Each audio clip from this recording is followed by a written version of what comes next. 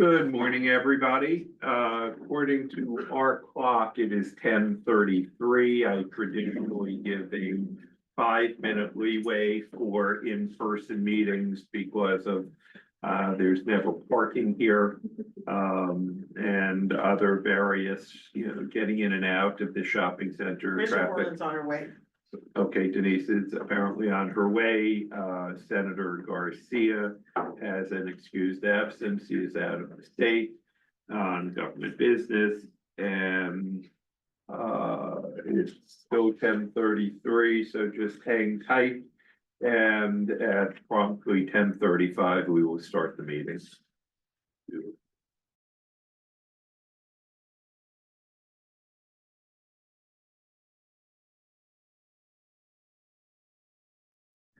Both a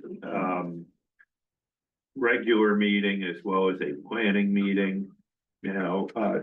Sam, so I could wait for his vote to get back. Yes. Are those two separate meetings back to back, or is it one meeting? It could be one combined meeting with a breakout specifically for that purpose. Next, I noticed that on the agenda, it doesn't have anything on the planning, Correct. which is why I asked if it's two separate meetings. I've not seen a separate agenda, Mr. Chairman. I'm assuming that you'll just simply kind of segue into the Right. strategic planning session. I will ask Isabel when she gets back, and we'll start in less than a minute. Isabel, Yes, sir. question, I'm looking at the agenda, there's no mention of the planning that I see. Are we having That's at two 11 separate, o'clock, Senator? I'm saying, are we having two separate meetings? No, I think it's all one meeting, unless you want to adjourn after we finish business and just reconvene as a planning. I put it all on the same agenda. In other words, at 11 o'clock, where we normally would have presentations, I have your council member planning workshop. Okay, time gotcha, there it approximate. is, okay. We haven't done this in a long time. Right, 10:35, which is the time I was waiting for it to start. I'd like to welcome everybody here this morning. Mayor Ross, this is your last active meeting after a long. Yes, will you please lead us in the pledge? Thank you very much. Please join me. I pledge allegiance to the flag of the United States of America and to the republic for which it stands, one nation, under God, indivisible, with liberty and justice for all. I didn't realize it was your last meeting. I would have had a surprise for you. No surprises, thank you. We're still gonna do Great, that. great, good, okay. Are we gonna do Dave and Buster's and the old traditional send off? Is that his favorite thing? Whatever you like. I would ask for the calling of the roll, please. Bailey? Kaplan? Here. Tate? Here. Bailey is present. Borodino? Here. Burr? Here. Garcia? He's excused. I said that right. Gilbert? Yep. Goldberg? Here. Borland? She should be here soon. Kaufman? Here. Lincoln? Here. McGee? Ross? Here. Udine? Here. Davila? Here. Lynn? Bill Boyd? Here. Walia? Here. Geller? Here. Do we currently have a quorum, or do we need Commissioner Horwin to be Mr. Chair, here? if you will, under Senate Bill 1398, which is adopted in 2020 and currently in Chapter 120 of the Florida statutes, you're acting at the moment as an executive committee with those physically present as your executive committee, either in formation or by designation by you as chair. As soon as Commissioner Borland arrives, you'll have a quorum along with your physically present members and those that are online under the statute. Okey dokey. But you can still do public business. So, We have 4 members if there were executive committee members. I said in formation that chair can visit. Oh, yeah, okay, so- Yes. All right, we have. Okay. okay, so can I designate Commissioner Burr as a executive committee member? But no, we already have quorum for executive committee, it's just what we don't have is a quorum for to transact That business, is correct? But we will when Commissioner Horland is here. Correct. Okay. Ah, wonderful. Okay. I know, Kana's not here today, so Oh, well. she can't be part of the quorum. Okay, and, Oh, sure, and because the statute refers to 1/3 present, but we've always believed that we can leave that in the absence of appointed members, that you count those that are appointed, and we now basically hold it to be 5 members, if I'm not mistaken. 5? I'm sorry to be confused. I just thought that if we could make all the members present, members of the executive We did. committee, The chair then, just did. which you just did, Yes. then we would have a quorum. of the Executive. executive committee, And then but we- not right, of not of- the, and then we we- need I hate Commissioner to be Horland to be particulars, here. but No, that's, no, there's no, right. Well, we What- also voted, didn't we vote to say that the actions of the executive committee count for the whole council? I don't think we can do that. Well, we did where there are items that they can do business with, yes. Can we just go ahead and go to the discussion? Executive directors. Yes. The, all right. We have the presentation. Yeah. First, let me ask for a motion to approve the council agenda, Move to moved. approve. Second. moved by, Vice Chair, or I think Vice Chair Lincoln, Commissioner Lincoln, and seconded by Commissioner Councilmember Kaplan. It's always, it gets me confused. Okay, I have 5 cities, 3 of them are commissioners and 2 of them are council, so. All those favor of approving council agenda, please signify by saying aye. Aye. Opposed, show the agenda adopted. And Sam, as I said, I believe that we are not required, other than by our rules, to adopt the council We asked that agenda. we look at that. Yeah, please look at that, You want to because, just delete it for next time? well, our bylaws still require it, but it's kind of silly, so let's just, in the future, next set of revisions, let's get rid of that. With the approval of everyone, I'm gonna ask that we postpone the planning workshop till the end of the meeting. So that our, for example, ex officio members don't have to sit around while we're doing our internal planning. And under action items, we will wait on those until Commissioner Horland gets here. I guess we can either go to the SEDS or the Isabel talked about silver tsunami, or the other executive director. Sam, can we do either the public hearing without a quorum on the, well, no, because we're gonna need a vote on that, so there's no point in that. Why don't we go to Roman numeral 5, program reports and activities preparing for the silver tsunami. Isabel? Thank you, council members. So using your smart code, you can go to the agenda item where we talk about the conference coming up on November 15th. And what we included in there is a copy of the draft agenda, which you will see. And so This is an extremely impressive agenda and group of speakers. Isabel, can you very, very quickly just run through the Yes. names and Thank titles you. of the speakers? yes, of course. I will note that the chair of the Treasure Coast Regional Planning Council is a friend that's known to the commissioners here. Maria Marino, she will be the chair when we convene this meeting on November 15th. And we will have Randy giving a demographic preview of the issue. And in fact, we're gonna ask for your review now. We're gonna have a little preview for you of the presentation, at least part of it, and see what you think and get your suggestions. So that will follow later today. We have the first panel is gonna be responding to an aging population programs and policy. I wanna just back up just a minute, that we have, as council staff here, have tried really hard to make sure that we have a positive turn on what the purpose of this conference is, which is to help our local governments, in particular in our stakeholders in planning and policy solutions for the upcoming aging of the population in Southeast Florida. I learned too late that the silver tsunami now is considered to be a pejorative characterization of the fact that people are getting older, because, people don't survive tsunamis. So, I've still heard that phrase used.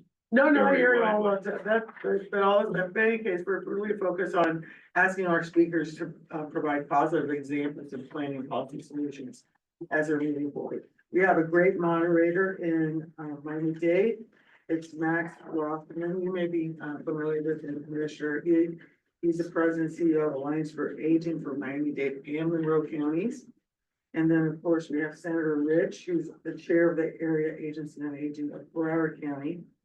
And we're very fortunate, in addition to these great people, to have Angela Antonelli. She's a research professor, executive director of the Georgetown University Center for Retirement Initiatives. And we really sought her out based on the leadership and input we received from Senator Geller early on the importance of creating retirement solutions for young people that are entering the workforce who may not otherwise have a sponsored pension plan through or retirement plan through their company.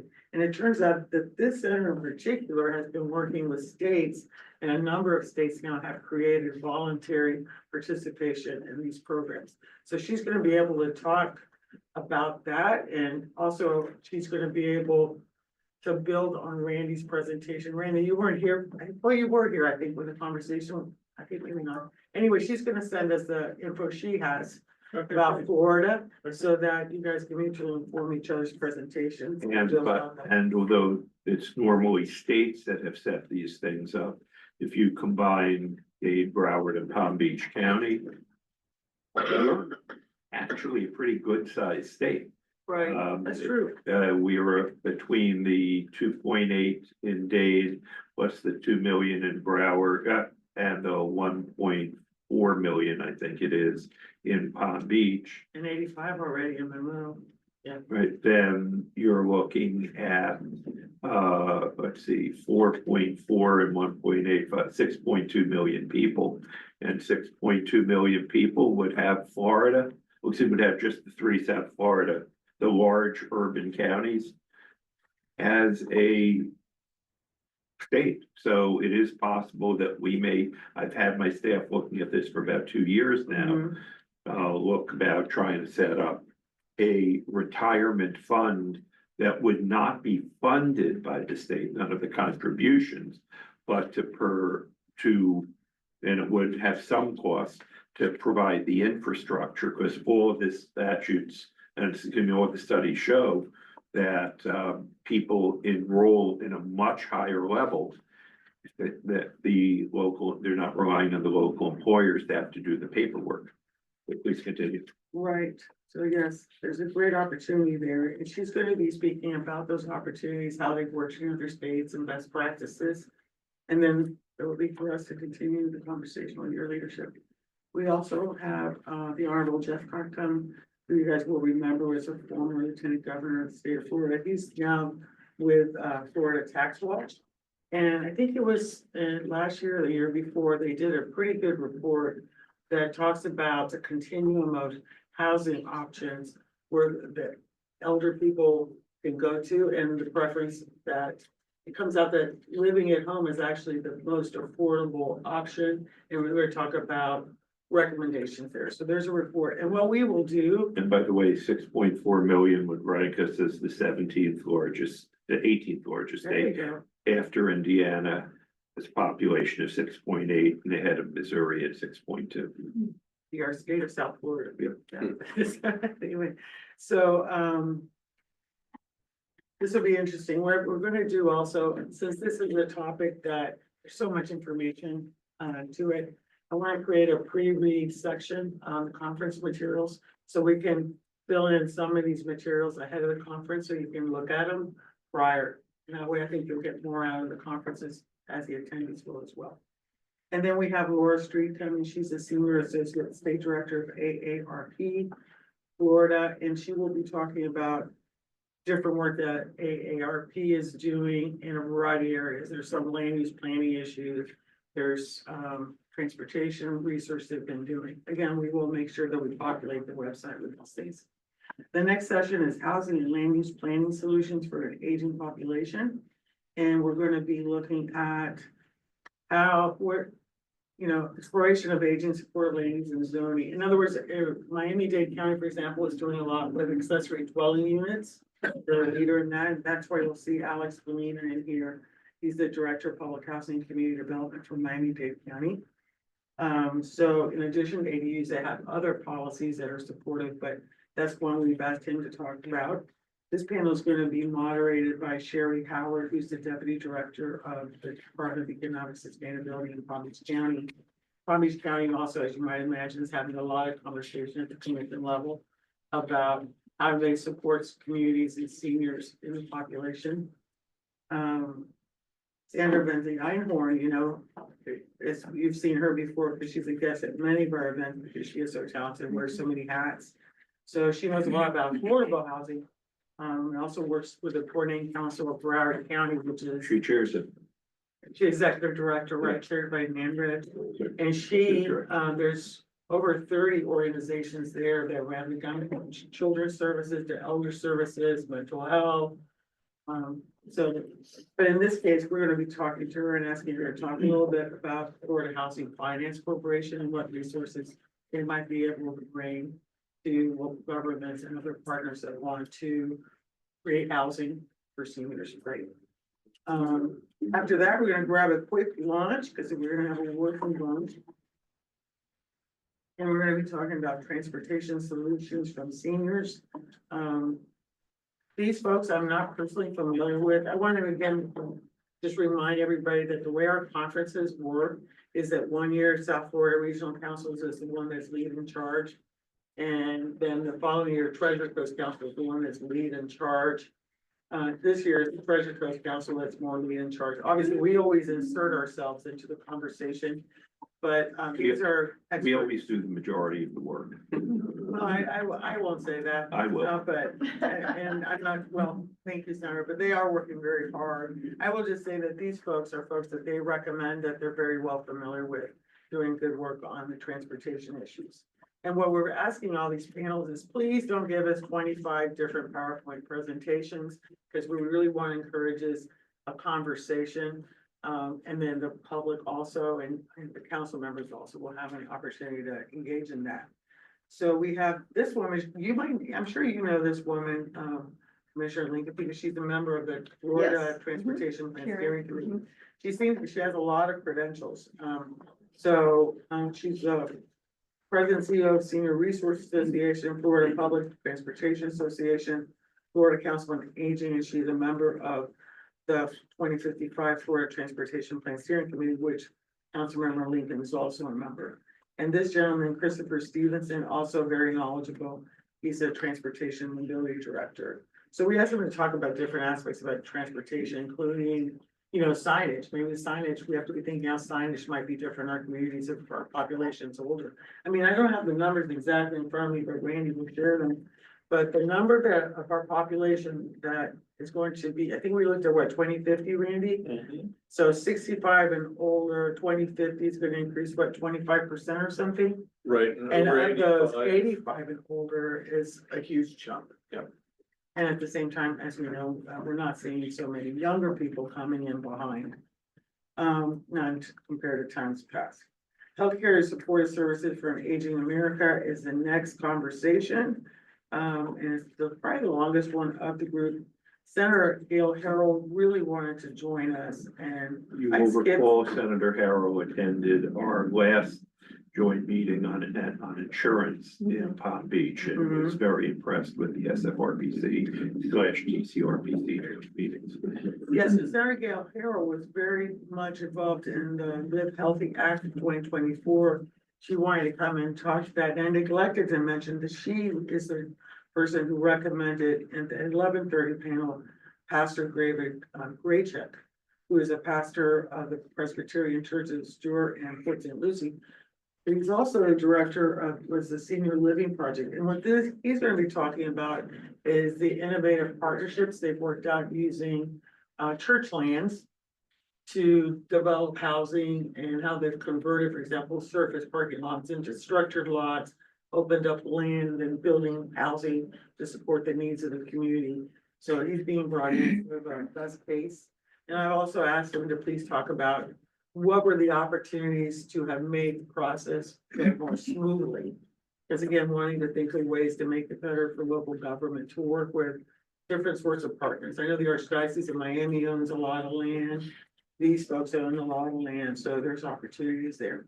But getting back to the 140 panel, we're very pleased that Charlotte Mather Taylor, the president and CEO of the Area Agency on Aging of Broward County, she's a counterpart to Mr. Rothman, is going to be the moderator. We just call them triple A's at this point because they're all A's and they're all in different order. So it's too much to keep track of. So, so she's going to moderate the panel. We have Dr. Naushira Pandya, who's professor and chair of the Department of Pediatrics at Nova Southeastern University. She has I guess brought the annotated, but she has quite a few areas to talk to about. Carlos Martinez, also highly recommended, president and CEO of United Home Care. So his company works with elders in the home. And he can talk a little bit about what it takes to make that work. And again, that's the number one recommendation that came out of Florida Tax Watch in terms of savings for taxpayers and individuals. So learning more about that.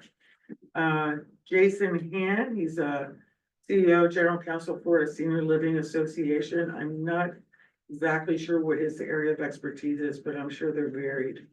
We have also, this agenda has changed a little bit, but we will have a representative from FAU, I wanted Terry in the nursing school. Eggenberger. You know her? No, but I've never seen anybody with that many initials after her name. They all do. Right, Terry Eggenberger, PhD, comma, RN, comma, CNE, comma, CNL, comma, NEA-BC. It just, Yeah, I almost ran out of alphabet. Right. But actually, the woman that's coming in is also highly numbered and with lots of extensions, and she's gonna be very smart, I'm sure.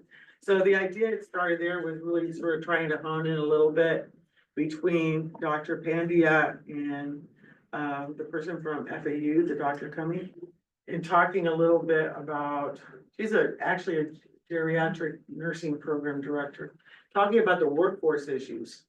And how are we addressing that, obviously as the population gets more senior, you're also gonna need people that come in that can provide supportive care, medical care, et cetera. we're not. Where gonna is have- that workforce coming from? Or They're not. Because most of them today have been immigrants. And once we cut off all immigration, there will be nobody to provide that care. Right. And in times past, people used to have a lot of children and they have extended families that would take care of their parents and grandparents. In my case, my grandparents lived with us until I was blessed. They lived with us until they passed away. That is one of the things in terms of the housing that is being discussed, trying to encourage multi-generational housing. Oh, it's the best. We got the best food. So with that, council members, and we'll get to the end, Tom Lanahan and myself. We'll try to give a good summary of what we've heard during the day. I will make sure to sit next to Councilmember Kaplan and steal his notes, because he always takes copious notes. He's a And lawyer. yeah, that's right. He's very good at He's a that. lawyer. And then you get to have your policy He's a conversation lawyer. and opine on what you've heard and what we should do next. In summary, we're gonna have 4 topics that we're dealing with. We're going to be starting with the aging population from an economic viewpoint. We will be going from there to housing, which includes land use, zoning, encouraging of ADRs, multi-generational building codes. We'll be going from that to transit, because as we take away, as seniors are not able to drive, they're still gonna need transit. That will include both community shuttles. It will also include walking, because if you've ever seen somebody in a walker try and cross a 6-lane, street, they can't. So we're gonna deal with those issues, and we're gonna finish with healthcare and supportive services.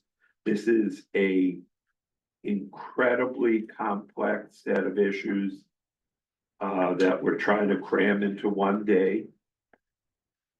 We've got absolute top speakers, and we need to make sure that this is a sellout. Now, can you please discuss charge? Because I believe we have not charged in the past. No, at heretofore, our- we've never charged anything. We've always underwritten the expenses of these conferences with council dues, basically. And, as I recall, we had a conversation, I guess, about a year ago, and the board's will was that we should charge some nominal fee to help at least cover a portion of the expenses. And so the, charge they arrived at was $75. That will help cover a portion of the expenses, but include parking, food. $35 per person. 75. Yeah, I would have, That seems like a lot. Seems like that. yeah, I would have recommended we go with 50 perhaps. Really, 75 sounds like a lot. Every conference I see is 300, 400, 500.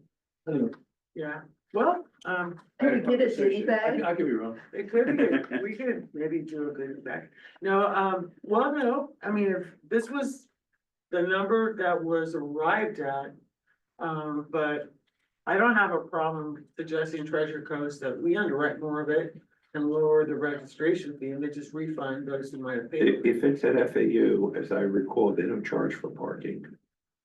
Well, that's what parking's included. I don't know if they Yeah, charge for okay. parking. The last time we went there, they don't charge I for didn't know parking. that. I didn't know Yeah. that. But So, and the cost of food is the biggest thing, plus, What is the- are we paying rental? I'd have to look up and I could do that during a little break. I could come back, but I think we spent over more than $5,000 on food last time. Yeah, I Easy. think that was more than Easy. 5,000. But also with where we are this time, we're required to use their Caterer. Their catering. catering. Are we, Yeah, do we and I'm know, sure it's more expensive than what it was last. And I year. know there's a room rental fee and that was a couple $1,000s. Yeah. And. when we booked, arranged these in Broward, we've never had to charge, have we? Pay for the rooms, I mean. Oh, yes, we can pay for the rooms, We absolutely. We didn't pay for the nature center, but that Right. wasn't a regional conference, that was a joint meeting. But we certainly paid Oh, yeah, at when the we did it at Performing the Arts Performing Center. Arts Center, Yeah, although I think they gave us a break. I think they gave us a very good price, because we first went to the convention center, it was not affordable. Right, Okay. I will say there's also a bit of travel expenses perhaps I'm not sure, we have to find out I know if we're paying for the travel for, for the and lady from this, yeah, Georgetown. Antonella, you. Yeah, but I have, Right, like I said, if it's the will of the board, I'd be happy to go back to the Treasure Coast and say our board would like to charge $50. And Beam, what is your view on charging? I think you're trying to get participation. I think it's worked better when we've just underwritten. And then you can just, I think you get more people. The I question think it though may is, be there will be some people say, yeah, maybe not. well, I think could this be is wrong. the Well, board's discussion, we just follow direction. And I could just be cheap. No, I think you have to balance the fact that you want participation, you want buy-in. you will have less, However, right, you have to look at it and ask yourself, are you trying to revenue produce? Well, and that no, was we are part of- not trying to revenue produce, Then the question is, where. are we trying to cover some of our expenses, I was gonna say- Councilmember Lincoln? When I remember this conversation, when we had it about charging money, it was about not losing money Right. for all of the events that we were holding, so we don't need to make money, but I also don't think we need to take a significant haircut in having these conferences. Do we have any idea of people signing up, how many we've had yet, or? Two. Well, Guidance I'm sorry, generation, I'm virtually wondering- nobody, because we only started promoting Right, this and, last week. and most people Well, don't sign up until the Right. last minute. no, I know that's true, I know that the registration today was sort of low. But we're gonna be working on a press release and we'll be doing more blasts, and I think you're right, I think most people wait till the last minute to sign up. But again, I mean, we're just, for example, our regional conference that we had in May, that was completely underwritten by the council, along with some sponsorships that Ms. Aboli of council staff was able to secure. I'm not sure at this late hour if we're gonna get some sponsorships or not. I'm hoping that some of our speakers from larger organizations will, like the AAAs, they might make a small organizational donation and maybe we could go back to the hospitals. But I'm not counting on that right now. But again, it's up to the board. If you want to direct us to go back to Treasure Coast and see if we can do $50, we could do that. The other thing too, I will mention, unless this board tells me something different, was that what I recalled from our conversation before was that the council members themselves were not adverse to paying $50 to attend a conference. Because normally what we've done always is, of course, well, we haven't charged, but in those meetings, I'm trying to think what, I mean, my thing was always council members come free. But then I was told that that was not necessary and. All of ours, I think, are paid by our governments. The League of Cities, I don't know how it works for League of City members, but you pay, right? Yeah, So- but typically their cities will cover. Exactly. Yeah, that, okay. That, So, hold on. So let's focus our discussion right now, just briefly, on if we're charging and if so, how much and what we can still do. So Councilmember Kaplan. two questions occur to me. For the record, please show we now have a Oh, we quorum. will also be paying for video recording, photography, so there's all those things that allow us then to put it on the website. So somebody can see it, so those are sort of the expenses that you don't normally remember. Kathy, do you have an idea on, because it sounded like you have done some of this, do you have an anticipated total expenditure, rough ballpark? Not on this one. You know what, I can look it up on my computer what we spent last time. Okay, because I would be opposed to our making anything on this. Right. And I'm not sure we have to cover everything either, but I also think that we cannot continue to underwrite everything and operate at a steep loss. So we need either somebody that would, groups that would underwrite these, or we need to be charging. But again, maybe if we're expecting 300 people and the number I pulled out of the air, and we're gonna have to discuss I that think as it'll be well. about 200 as a capacity. Okay. Yeah. So I've been telling people this week, I've had 2 town meetings this week, and I've told both of them, register quickly because the room will sell out, because we always do. If it seats 200, I'm expecting more than 200 people want to come to this, so register quickly. If, let's try and figure out if it's 200 people, if it's at $50 a person, that's 10,000. Does that cover most of our expenses? Cause we've all seen our budget, we barely are getting by, we cannot pay twice a year another 20,000 or 25,000. On the other hand, this is getting our name out there as well, which is critically important, and showing what we're doing, regional planning. So we want as large attendance as can fit into the room without, having too many people say, no, you're charging too much. So that's good, Chair Yeller. Yes. I'm gonna look up the other conference too, but last year's conference at the Performing Arts Center came out to $17,500. And then that is split Right. between South Florida and TCRPC, Treasure Coast. Right. We were able to reduce our expenses because Arala did a great job of raising $7,000. That helped her freight, but we didn't charge there. So I'm thinking, what we're thinking is we're gonna raise a little bit of money that's just gonna knock it down by a little bit. I don't think, Councilmember Lincoln. thank you, Chair. I By the don't way, think, from now on, in this workshop-y format, I'm not gonna call on you, just pop up. thank you, thank you.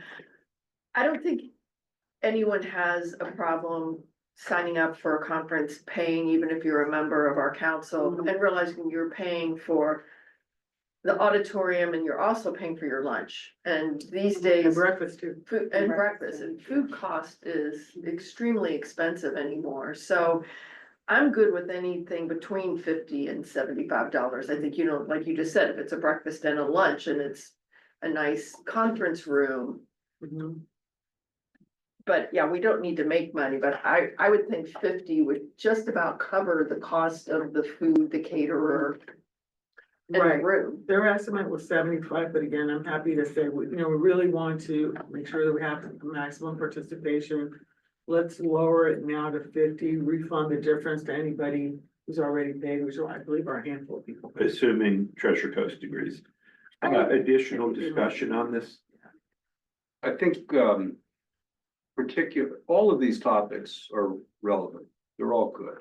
This one really seems, important and timely. So I think people are gonna feel like they got a good value, number one. Number two, it is getting our name out, that this is important work and I'm proud of it and I'm glad to be a part of it and we should definitely do this. To the extent that our subsidizing or excessively subsidizing these types of things impinges on later abilities to do other initiatives, I worry about that, which drives me to think that some contribution is appropriate.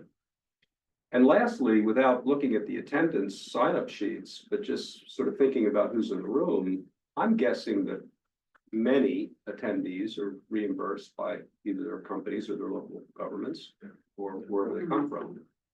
The problem is we're getting this out basically last week. So for those groups that need advance approvals, because a lot of them will, they're not gonna have a lot of time to get that done. I've spoken in our community. I want the senior programming director from our community center to come. And I've also spoken to a grassroots group called the Ask Club, Active Seniors on the Key. Mhm. They're gonna love this and they'll take a bus and they'll come up, they'll send a Oh, delegation. that's wonderful. We're gonna also, and we have to talk with our local, I'm trying to remember, what are like the center in Pembroke Pines, I'm sorry? No. They have- Yeah, the senior center. Yeah. Now we have. Howard. Yeah, the Schechter one, and there's one in Hollywood, I think there's several of those. If y'all have recommendations for groups that you want to reach out to individuals, Okay. that would be helpful. In order to bring this in for a landing, the discussion that I have heard is that we do need to be charging. The question is 50 or 75.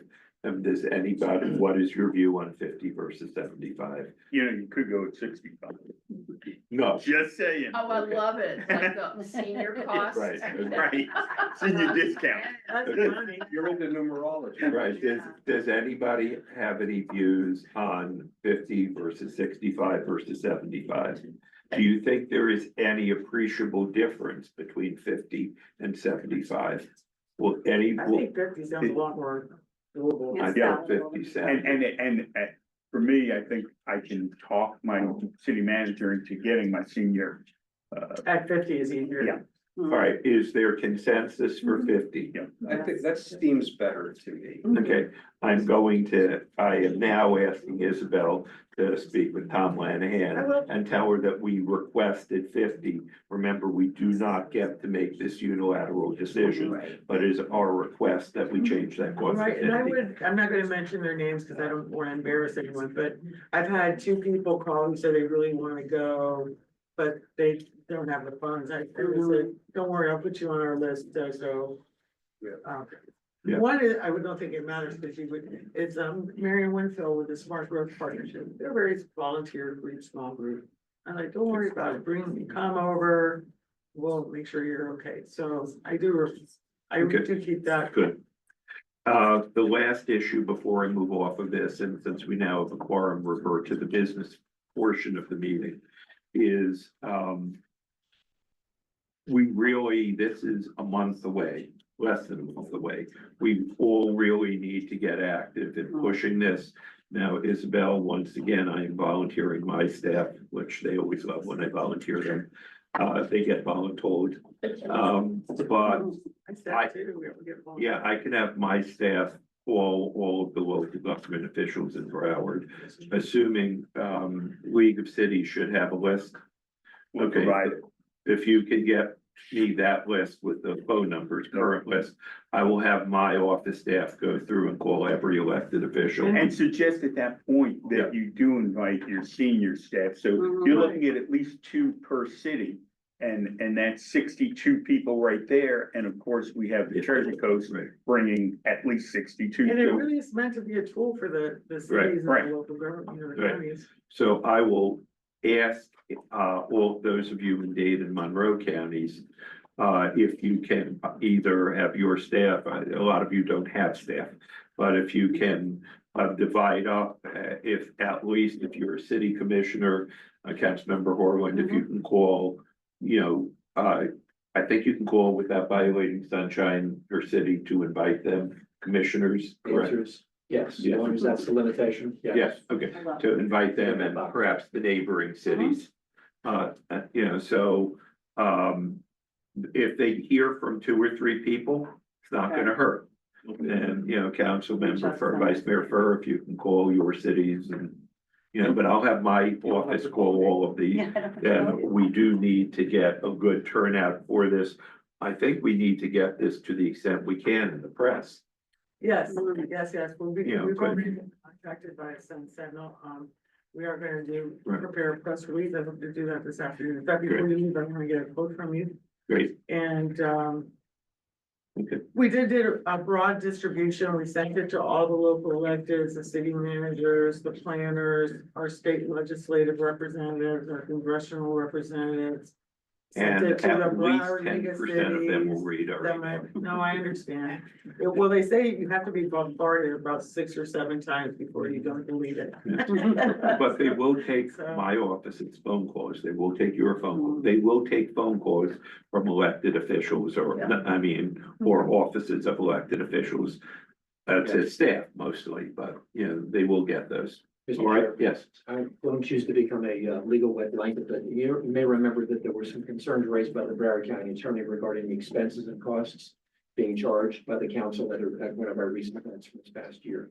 Ring a bell slightly? I believe, I Yeah, don't remember what it was. I do, as a matter of fact, and Yeah. you may remember that the council was prepared to charge at one point in time and retracted its position. But we resolved that, we did, resolved that, yes, yes. because No, the issue was the public notice. No, But we're the not issue, publicly noticing. the issue was that, anytime, since there are government funds involved, we have to permit, good point, thank you, Sam. I'm sorry We- to raise it now. No, but thank you, That's good, we yeah. need to, and we cannot turn away anybody Because of the cost. because of the cost. It Remember is that. a public Yes. meeting and that, and now, I don't recall, you may, whether we can say suggested contribution 50, and if they turn up and we'll say, okay, you can still come. If I could, Do you Chair know? Geller, Yes, if I could.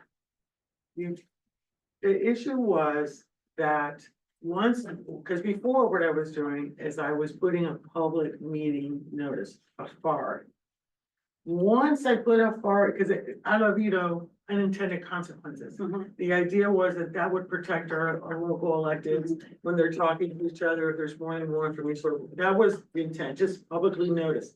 However, once the notice meeting, and I have all the emails, once the meeting was publicly noticed, at that point, you could not deny anyone entrance because of the charge.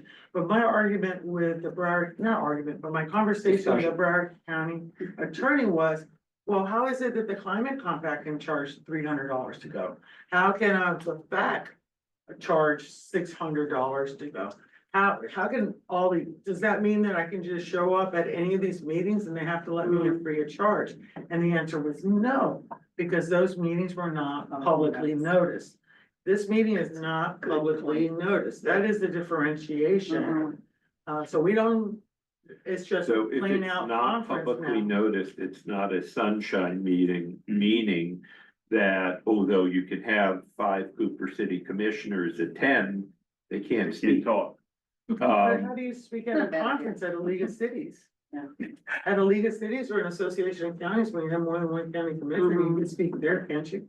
actually, we are told that if you are a speaker on an agenda, so for example, Senator Rich and I both don't count. So there can be one additional commissioner there that, if Commissioner Udine attends, Or Commissioner, that's Yeah. fine, but the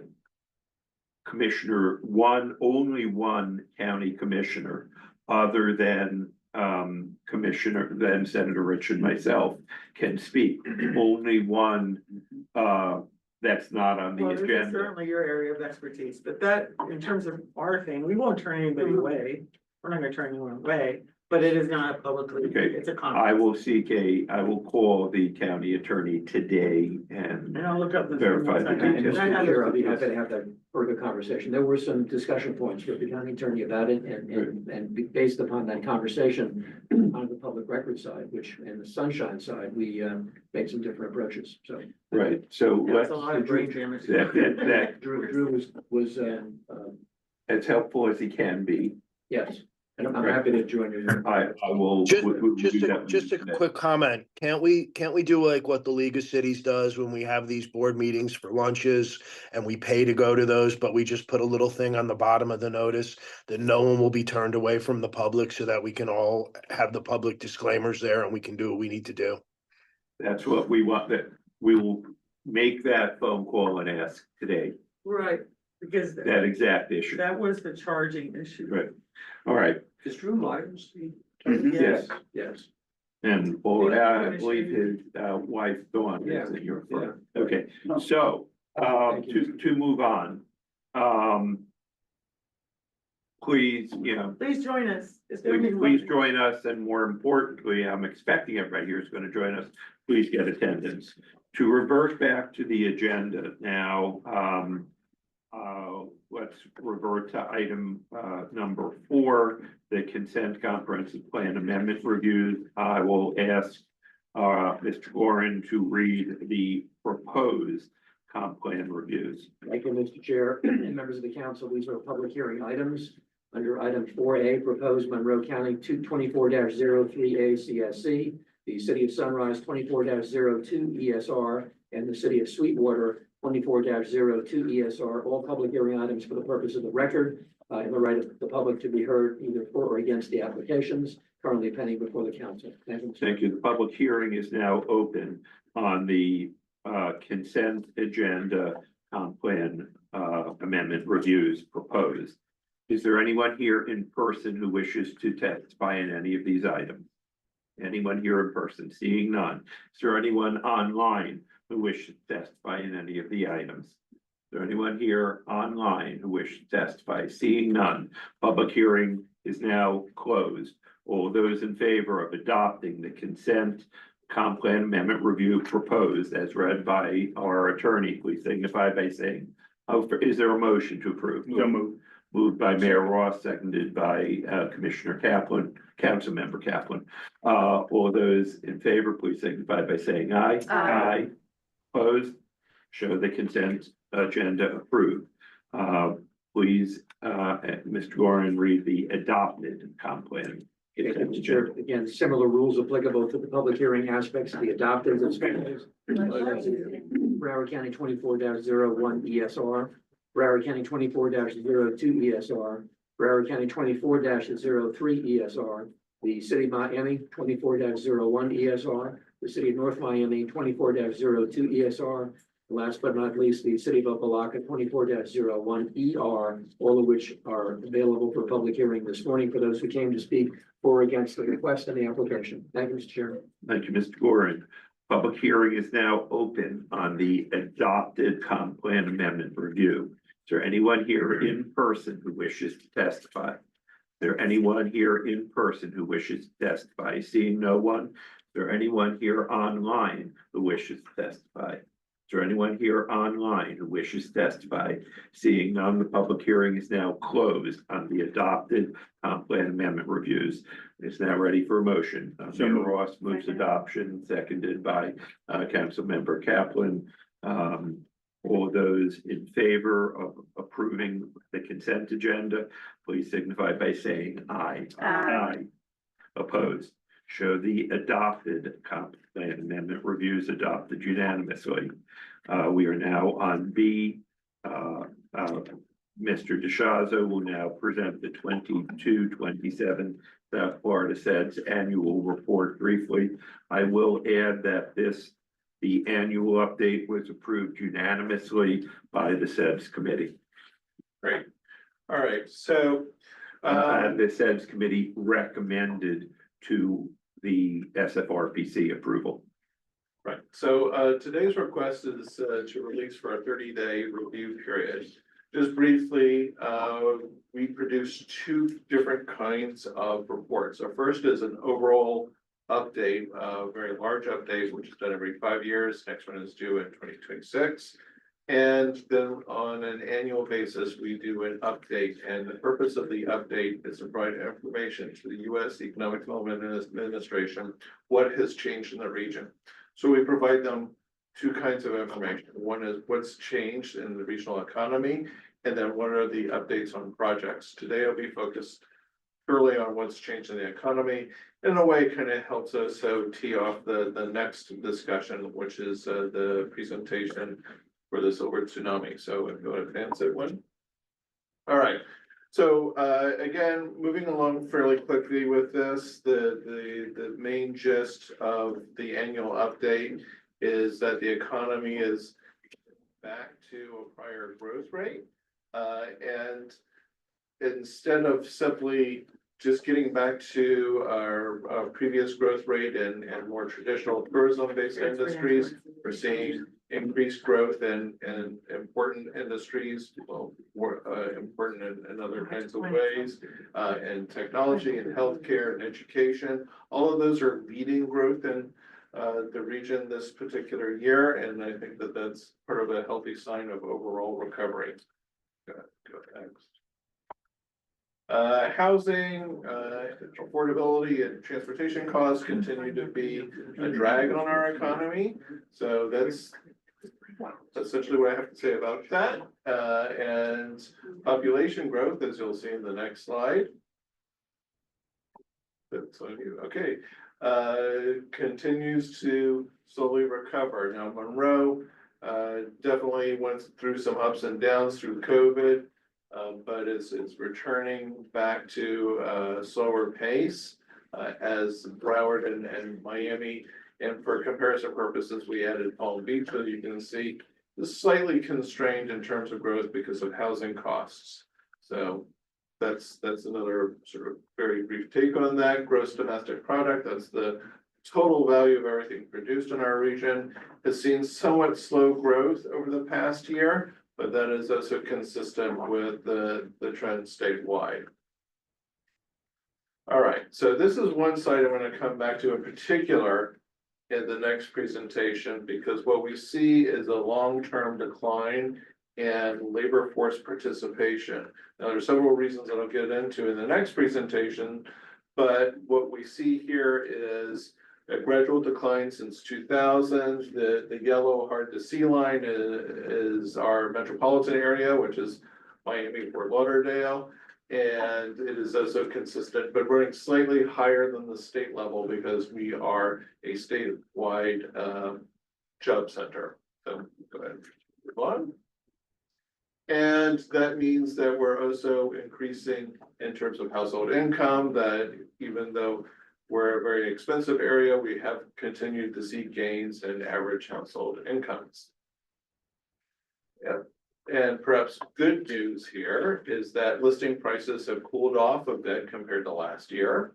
And so we're seeing some declines across Broward, which is blue, Miami is red, and green is of course Monroe. So there was an increase prior to COVID, and it started to level off a little bit. So we'll go ahead and go on. Wages have not quite returned to 2021 levels, but they are slowly increasing again, another positive trend. However, unemployment has gone up ever so slightly over the last couple of quarters. That may be on its way back down again based on the latest data available from Bureau of Labor Statistics. And we'll brief have to wait. interruption, Yeah. which is that as we went over, this is still defined as full employment, Yes, yes, that is which correct. is under 5%, I believe. Yes, yes, so this is a very good unemployment rate, and so even the very slight uptick is no reason to be particularly alarmed. I mean, it does seem like that, this, and the labor participation are going to change. They are in a bit, and it's actually a point that was raised during the SEDS meeting, which is one way to think about it is there are people who are always seeking work, but they don't necessarily fit into the skill set that you need for the jobs that are out there. And so what's happening in the job market is that you have more concentration in very technical fields, and then you have a wider range of jobs that are at the lower end of the income spectrum that a lot of those people are not going to take regardless for a variety of reasons. All right. So 2-year outlook, we anticipate that growth will continue at a relatively slow pace, mostly constrained by housing and transportation costs. And over the next 2 years, we do not expect much in the way of major change. So with that, I'm going to go back to our original request. If you have questions, happy to take them. Otherwise, the request is to release this report for a 30-day review period. I will remind everyone, we are not adopting the report right now. We're just releasing it for 30-day comment period, after which it will come back to us for final adoption. So is there any discussion on this? And if there's no discussion, seeing no discussion, there is discussion. I would just Councilmember recommend that it gets sent to, and with, not printed, but emailed to commissioners in both Monroe, Miami-Dade, All and three Broward, counties. so that there's Of course. wide viewage. Do you want, we always do that, I know, after adoption. Yeah, I'm Do saying. you, ahead of time. you, This- you'd this like, is the I third- don't know who gets it This during. is the 30-day review. Okay, let This me is a ask chance to you, review it. Isabel, when we do, in the 30-day review period, who is that sent to for review? We can send it to anyone you like. Normally But- we'll post it on our website and then we would do the sets and I don't know, we get to send it to. Okay, anybody. we'd like, Yeah. Councilmember First suggested, and I agree that it be sent to all county or all I'd say, city. well, I would say all county commissioners, plus the Yes. Fort Lauderdale line, the Beacon lines, I don't know what it is. Also, yes. Marathon.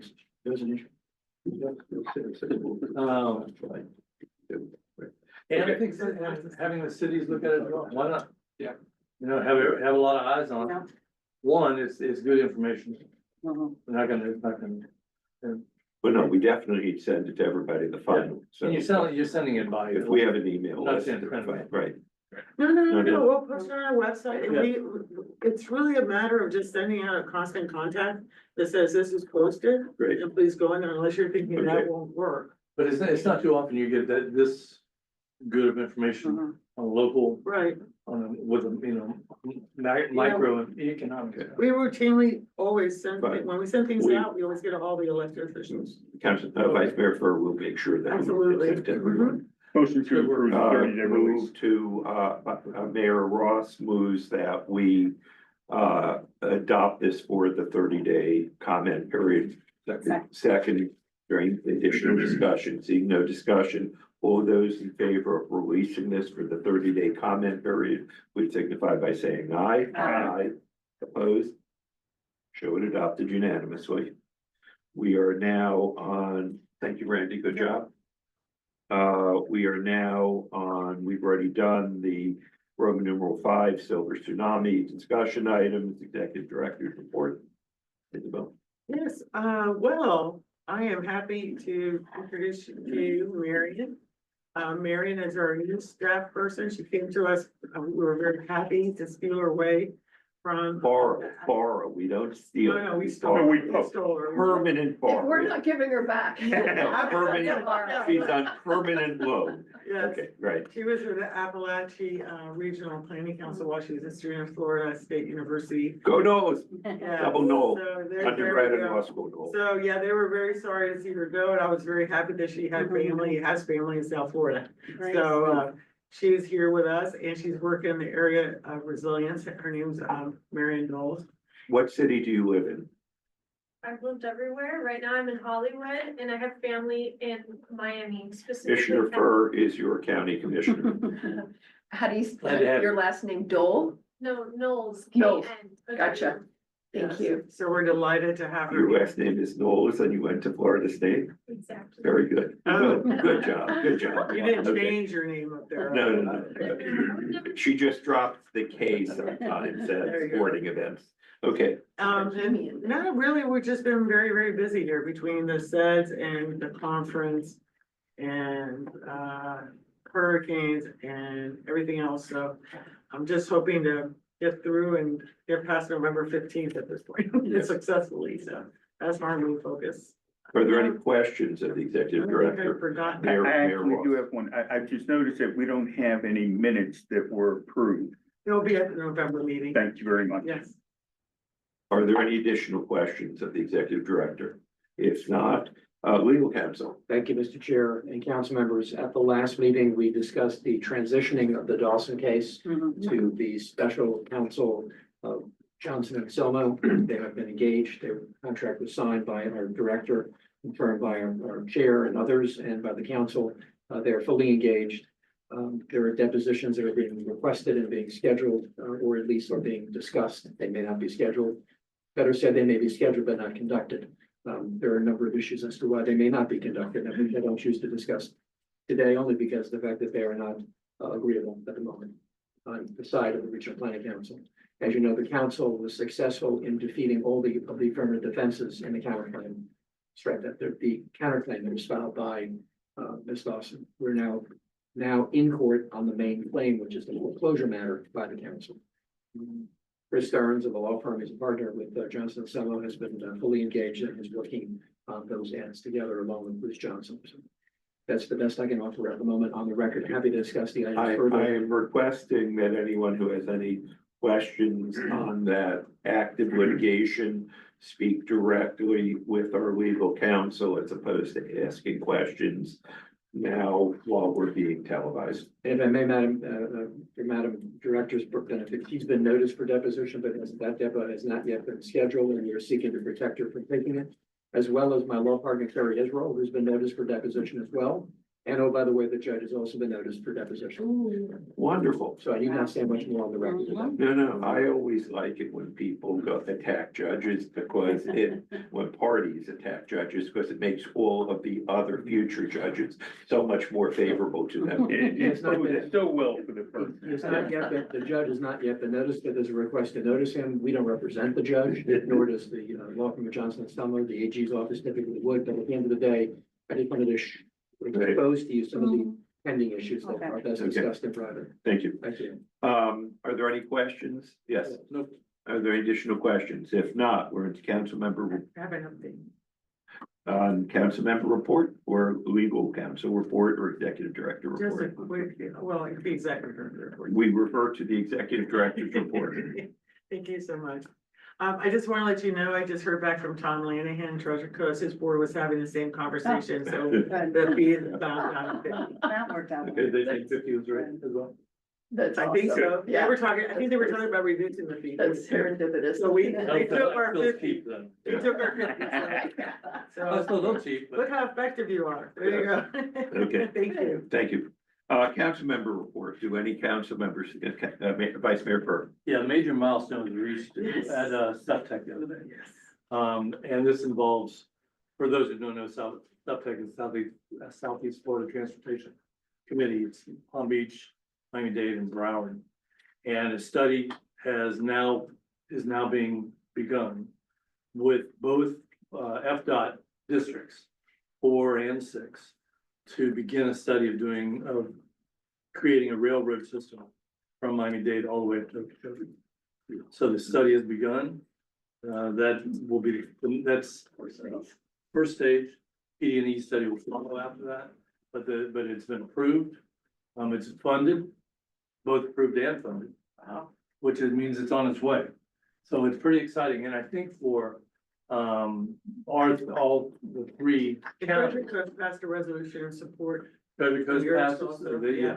correct. Well, Palm Beach is part of the Treasure Coast. Right, well, the Treasure Coast Council though, because I sent Yeah. them your resolution from SEFTEC. Yes. And so they took it and put it in format for their council meeting last Friday, and they've passed it, and I'm gonna bring Oh, it that's great. to us in That's good. November. I just wanted to talk to you about some of the other partners. Okay. But what this would essentially do is bring freight over to US 27 as well as garbage. And make the passenger on the FEC essentially just passenger. And no garbage juice with the passengers. How garbage comes in every conversation. Oh, I know, but this is a way of kind of going around, cause all of the, I guess, all of Miami-Dade's garbage is going up the FEC, and then going over to Chobe. This would allow for it to go the other way around and avoid all of the passenger stuff, cause unfortunately it does leak. And you, Yeah, I know, you get, that's neat. so you don't really want those combined. This is obviously a long ways away, but I do think this is something with where our planning council can take the lead on this, along with Septec, and they work together on that with the MPO and help drive this. It's gonna be a long, Oh, yeah. a long haul. Part of the bone. I actually drove the whole route the other day just to take a good look at it and look at all the different things it's gonna have to hurdle. All the canals, all those different things, all the right of ways. And it's a major, And the FDOT process, you know, that's. yeah, DOT. Yeah, but the fact that they're doing the study and are on board on it. So they're on. Did they already approve the They study? already I thought approved we- it and funded it. Oh, that's good. That's more than I thought. I thought they were, we had to convince them. No, Okay, excellent. did you say that FEC is not gonna be running freight on the FEC lines anymore? no, this is, they would like to be able to possibly divert some of theirs.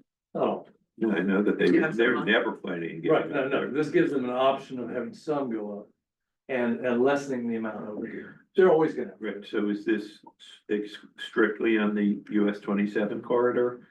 And it's not, it's separate and apart from, the coastal link and all of the things on the Tri-Rail line, the CSX Totally line separate. and the FEC line. This Totally is separate. a new and different one. Where's it gonna start and where's it ending? That's gonna be part of the Or study. study? Yeah, we're concerned, but This could connect to the famous planned inland port in. yes, Yes, yes. although somewhere near the lake. I'll leave it. Okay. So it's pretty exciting.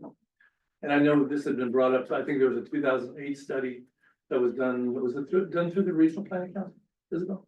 The We- 2008 study? Well, we had the meetings in, we advocated for the studies being done, but it was back, I don't know, I wanna say 2016, 2017. And 2017, it got a little delayed. They got a little, yeah, I Got a know, little- got a little quashed. yeah. But I think the time is right for it again, and the fact that all three counties are on board with it, all three MPOs. That's wonderful. Yeah, it's good. Anyways, that's my. Thank you. On a follow-up on transit, Randy, we really should try and get who's executive director of SEPTEC? There's no executive director. Okay. They go back and forth They between. go from the You county. have county. chairs. I'm the chair. There is no executive director. Okay. We should try and rope Vice Mayor Furr into one of our TOD meetings, because that's what SEDS is currently working on is TOD. Yep. And that's probably, we should try and rope SEPTEC in on that, which is Vice Mayor Furr. Okay. Yes. I mean, Also as an additional follow-up, there is an article that I saw in the South Florida Business Journal, which I received, on Saturday, so I don't know when it's online. Dealing with, the ways of bridging the New River. And it quotes a Broward County Commissioner, who's also the chair of the SFRPC, saying that he believes that we may be at an impasse and never cross it at all. Because even though everybody wants to, at least, the city appears to be dug in only on a tunnel, would not consider a bridge. county appears to be dug in that, while we would consider a bridge, we would absolutely need to cap our share of Right. that money at, 25% of even $1 billion, which would be 250 million, meaning that the city would have to, because they keep saying, oh, it's 888 million. So I have personally told the mayor, I'd be willing to go up to $1 billion, but I'm not writing a blank check. If it ends up being $1.5 billion, which is what our experts keep telling us, that city's gonna have to assume anything over the billion. And the city will never, ever, ever, ever do that, because I think they know that their $1 billion is a fictitious number. And such being the case, I'm not sure we're ever going to get over that while there's still money in federal program, because once they use up the current tranche of the stimulus money, Right. I don't see any additional big slugs of money coming in the near future. So that article is in, I guess, today's Business Journal. Is the tunnel in the deteriorated state? No, There's no bridge. Where am I thinking? There is a tunnel there, but that's for road. Oh, that's- This is for the right line. Okay. right.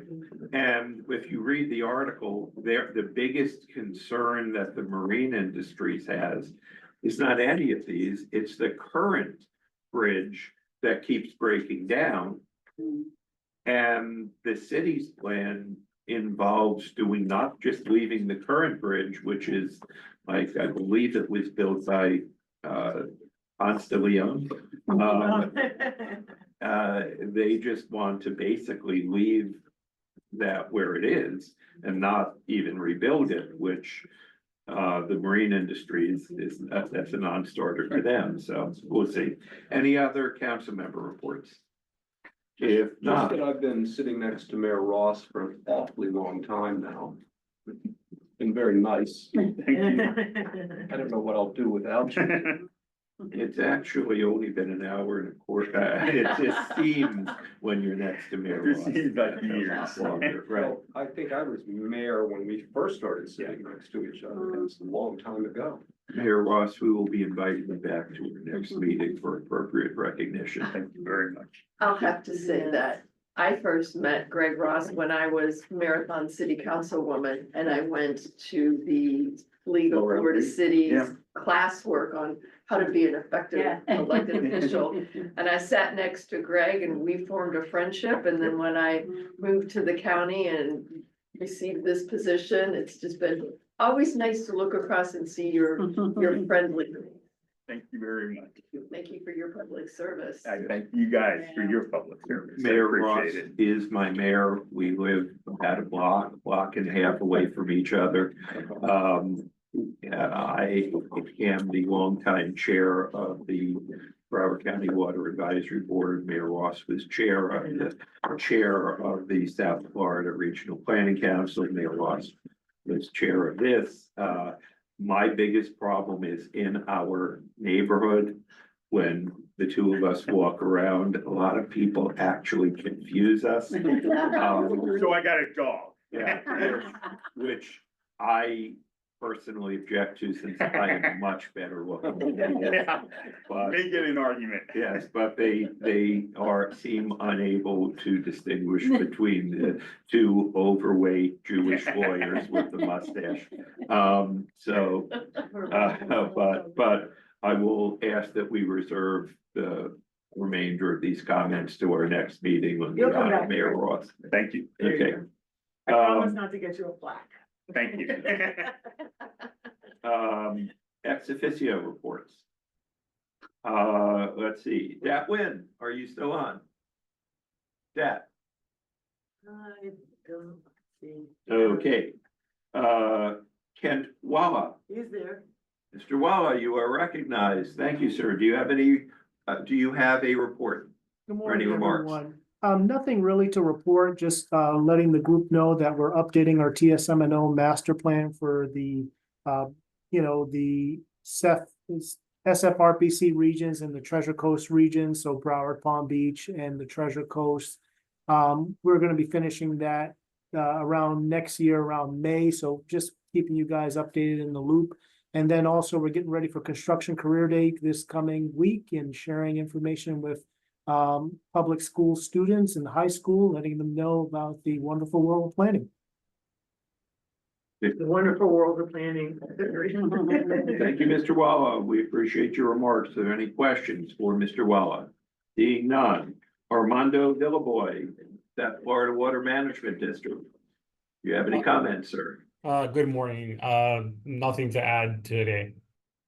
Okay, I would like to thank the South Florida Water Management District. The Broward County has put up $5 million for the joint study, which is being conducted by the South Florida Water Management District and jointly funded between Broward and the South Florida Water Management District. You have all heard me refer to my famous ARCs and houseboats comments. I believe that we are still going to need ARCs and houseboats, but only for a brief period of time because of the help that the South Florida Water Management District has given us. Now, we still need to get this funded in Ward of 2026. And that's our next step, but our first step is to get the report done in a timely fashion. Thank you, sir. Cyrena Davila from DEP. Nothing to Davila. report. No? Nothing to report. No. Okay, thank you, ma'am. Appreciate this. I understand, Randy, you have, how long is your Well, the actual demographic study? presentation is close to 20 minutes, but I That's can a long show you time. what I'm gonna talk about. Yeah. that's Okay, what I'm if you saying. can show us what you want to talk about in a couple. Randy, we just want the pictures. It says 1,000 words. No, because now we have to grab lunch and move on. Good. To the planet. So we'll do a show and tell Show here. by. All Drive right, by. so if you go ahead and launch it, I actually will have a lot to say just about this first slide, but basically a lot of the story we're gonna talk about really is focused on seeing the change in birth rates over the last 110 or so years. And it's a very interesting story. The peak there is the baby boomers. Now, we're not gonna call that the crest of the wave. We'll have to think of another analogy like the top of the mountain or something like that. But there's a lot to talk about how that generation And that's was right. able to support their elders, but they're not leaving enough children behind to take care of them. So we'll get to that. And that's why the average household in Broward population has fallen to 2.1, which is the lowest recorded. It's not replacement. Right. All right, let's go ahead again, just telling you what I'm going to tell you. All right, so part of the puzzle here is what we call the population pyramid. We're gonna compare United States to some of our leading trade partners, and you can see that in a lot of cases, we're actually in pretty good shape. So we'll Relatively. relatively good shape compared to, say, Japan, which is in a lot of trouble. Then we're gonna talk about immigration. So the US Census has different scenarios about population growth depending on how much immigration we get. The big takeaway here is that if we cut off immigration tomorrow, the peak year for US population is in 2025. It's all downhill from there. So the census looked at different scenarios, and we'll go a little bit into that too. Go ahead and move on. Then we get into the regional perspective. So the Southeast Florida region is all 7 counties put together. And the big story here is that the over 85 set is going to triple or nearly triple, depending on which county and which subpart of the region. Now, the good part is that our labor force will continue to grow, which is not going to be the same case across the country. So there's good and bad here. Go ahead and move on. Then we start doing the regional breakouts. South Florida, our 3 counties put together. You can see, like, generally it's the same pattern, so there's not a lot of reason to spend a lot of time on this particular set of slides here. Again, pointing out that In many cases, the over 85 set doubles, sometimes more than doubles, depending on which county you're in. Treasure Coast is in a little bit more trouble in that respect, which is a much closer to 3 times the number of people who are over the age of 85 by the year 2050. I'm sorry to state the forecast year. So again, some significant struggles, the labor force participation rate, again, I'm giving the short shrift again, so, but there'll be more to talk about there. Okay, you're going way too fast for me. All right, fastest trigger in the West. All right, go ahead, you can go on, we'll get to labor participation later. So then we do some comparisons to consumer spending, which is a very important part of not just how it affects the economy, but ultimately how it affects land use decisions as well. What the demand for different kinds of land use we will expect by 2050. And if you go Are those, is that by age 75? yeah. So the comparison is how do older Americans, that's 75 is the orange group. And then 65, no, that's lost. So That's lost. yeah, they're not drinking themselves to death. They look They're, like it. They look like they're being teetotalers in comparison. They are reading a lot more and they're spending a bit more, the 65 set on And they're healthcare. reading paper, Yeah. newspaper. That's No, right. they're reading scans. No. No, we're not. So, I still get 3 paper newspapers at my house each day. Oh, Paper. goodness. well, all right. Yes. Good to hear. All right, we'll go ahead and move on. All right, so then we're gonna talk about what the impacts to the overall economy are. So lots to talk about here, but a point I want to emphasize is simply that consumer spending equals jobs. And so if we're not spending in some sectors, we will lose jobs in those sectors. Go ahead and move on. All right, so a favorite slide of mine, of course, everybody knows this, so no need to belabor the issue of how much healthcare costs. But my jump out point here is that Medicare costs for dialysis alone account for almost 1% of the federal budget. Wow. So imagine what that will look like in another 25 years, considering our current obesity rates and everything else between. 25 years, they'll have a new machine that'll cost a fraction. That's what my doctor. Right. All right, let's go. All right, we are also terrible in terms of our savings rate compared to some of our large competitors. We're among the least savings-y people, I'm missing on the actual technical term, in the industrialized world or industrializing world. The only countries that the US consistently scores above in terms of savings are the former Eastern Bloc countries. We do better compared to Poland, the Czech Republic, so on and so forth. Not a good look. All right, so then the next one, which is, here are the trade-offs we face between pensions, savings, and wages, and it's very likely we'll continue to have to work longer into our old age.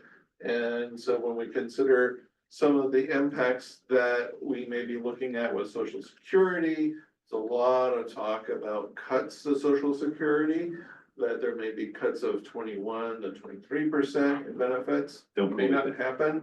Don't have to believe it. This is just the reports that I've seen. If that happens, we're talking about not just cuts to everybody, but because there's spillover effect to everyone else, we're talking about a loss per capita per year of about $1,000 off of annual income, if that happens.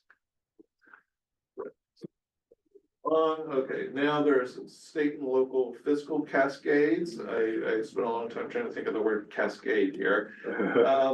So Social Security payments are about 9% of the total region's total income. Once you start cutting that back, there's going to be impacts to local employment, if state pension funds, Florida, as I understand, is relatively well off in terms of how well it's funded its pension plans, but Illinois, where I was before, is vastly underfunded. So this will differentially impact the country. Then we also have a homestead exemption for folks who are older than 65 and are also income constrained. And considering the average age of the homeowner, that may be more and more of a problem as people continue to age in place. Something to think about, especially as local governments are struggling with how to distribute their funds among the shifting set of demands. Randy, you're for gonna, scope. remember, this is just showing us the I picture. am just flying through it. Right. All right, next. Interesting stuff though. Fly This back. is, I know this is This is really. this is Oh, this is why Right. you have to come to the conference. I This is know, the this is gonna preview. be Right. amazing. So don't give away the whole I'm show. not gonna tell you everything, other than Tell we can me. expect. Oh, you'll die. Fabulous. Right, you'll all die before I get to the end of the presentation. Alright, the number of beds that we're going to need for all of this fun, it's gonna nearly triple, or sometimes even more than triple, depending on what county you're in. Number of beds for. Beds For for care? assisted living, for adult daycare, for special nursing facilities. So Right. that is. going And to once go we on. cut off immigration, there'll be nobody to work in any of these You facilities. mean illegal immigration? No.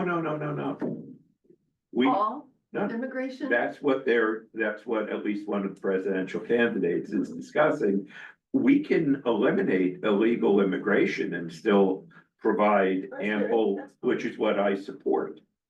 Still have ample legal immigration, legal workers coming in that, you know, for not necessarily permanent residents. But if we cut off all immigration, which has been discussed, this country comes crashing down. Please Right. continue. Next. Coming right up, okay, didn't do a forecast for this, this is just simply our current need for protection for people who are electricity dependent, special needs. This is a lot, imagine the need doubling or almost tripling over the next 20 years. That's a lot to consider That's how many are dependent right now. right now, So if you had someone need shelter, that's why you need that many. yes. The next. All right, so, my favorite point here is simply that, the CEO of this advisory group, Meredith Whitney, made this prediction that there's going to be this oncoming wave of retirement downsizing and housing for the last 12 or so years. So she will eventually be right, I think, but probably not for a while to come. But what is true is that the average age of home buyers continues to climb. So the effect that we expect of downsizing isn't happening yet. In fact, it seems to be Who going can the afford other it? way. Downsize and go anywhere else. That's the thing. It's another element to it. All right, so let's move along. We're getting right to the very end of this, which is some back of figures. And so 3/4 of baby boomers have already hit the age of 65. No fire yet. We're doing okay. But by the time we get to 2030, about half of those baby boomers will be over the age of 75. I will not. Okay, except for you, okay. And so anyway, just to run through some stats and then we can get to the very last slide, which is questions. I was gonna say, don't make me Can do we that. retire? That's. Can we, or when can we? Randy, this is a wow presentation that I think when you have more time to present it, will be absolutely terrific. That's an opening show after welcome. Right, I'm just looking at, how long, yeah, you've got half an hour there. Yeah. So, absolutely terrific, and I'm sure you'll be refining it. We just, Yeah. right now, we don't want to spend any more time on this because you're gonna be seeing this again in less than a month, and we only have an hour left to do our. You haven't even seen the acrobats yet. That's our spoiler trailer. Yeah, it's a lot like that Florida scorecard, but on steroids. Yes. Yeah. And more See a lot of depressing. stuff, a lot more. That's fascinating. All right, we are now going to be passing out antidepressants to the members of the committee. A little booze. Um, And it's Is there any further business before we we adjourn the business meeting and begin the planning meeting? If not, is there a motion to adjourn the business meeting and to start the planning meeting? I'm not sure, Sam, can I just ask for a second? If we You're adjourn, you're recessing, actually, recessing, Yes, you are. that's more, that's. if you're gonna segue into the. So you need Because a if we motion to adjourn, we're recess. not The allowed to meeting's speak. still, you take an attendance and you've got Some, like, your membership present. Okay, You're good. Oh, I see. well, all right, we're going to recess the meeting, or actually, we're not gonna recess the meeting, we're just going to move into the planning. We are going to take a 5-minute break, so everybody can grab sandwiches and run potty. Perfect.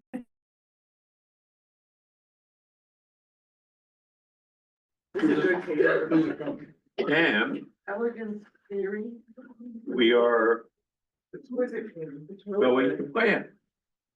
So, plan. Let's see, We do a great job. here we are. We've used them for years. As everybody hopefully will remember from our last meeting, I had expressed some concern that we have, over the last few years, dramatically changed our role, and I wanted to make sure that that continues. Don't want to be repetitive, but I will be. But briefly only, which is, I remember when I was in the legislature, when the SFRPC was a extremely powerful organization, and all the RPCs were, until the legislature took most of our power away from us. And I know I am too busy, and as I look around the high-power people in this room right now, I mean, this is really a very significant group of people we have here right now. I know Mayor Ross, former state president of the Florida League of Cities. You're not still president, are you?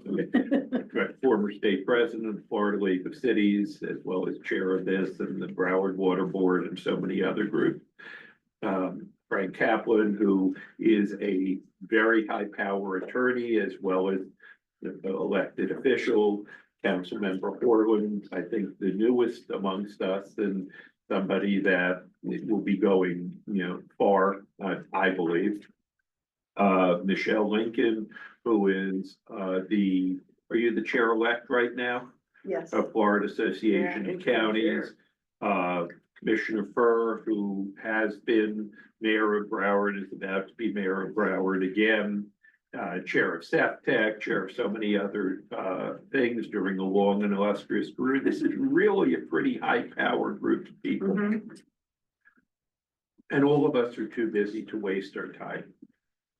And I've enjoyed spending my time trying to make sure that SFRPC is actually seen in the community as a major player on regional planning issues, and I wanted to make sure that that continues, so. And by the way, I just in consultation with the executive director and the chair-elect, or am I the chair president, or what is my title? Chair, okay, chair-elect. Our January meeting, which is when we hold elections, just so you can get this on your calendar, when we elect Commissioner Lincoln as the new chair, we're gonna hold in Monroe County. So we'll get that on your. Hate that you'll have to come to the Florida Keys in January. Yeah, terrible thing to do. But some of us are willing to make that sacrifice. That's high season, so you need to give us your room reservations now. So. Does everybody have in front of them for the council member planning workshop, the things that we have done over the last couple of years? And I want to go through these quickly, or have everybody go through and read them. Some of them we need to continue follow-up on. Some of them may be future topics that we have not done. Clearly, we need follow-up on the mental health. SFRPC meeting That's right, that we had. in May. In May, recycling and solid waste are still very hot issues. I think that the silver tsunami that we're having, that you just see, and that's an issue that ain't going away. That's legal talk. The first and last mile innovation is still an important issue. You know, we had something on that about a year and a half ago. The SEDS is continuing to meet. This year, we're dealing with the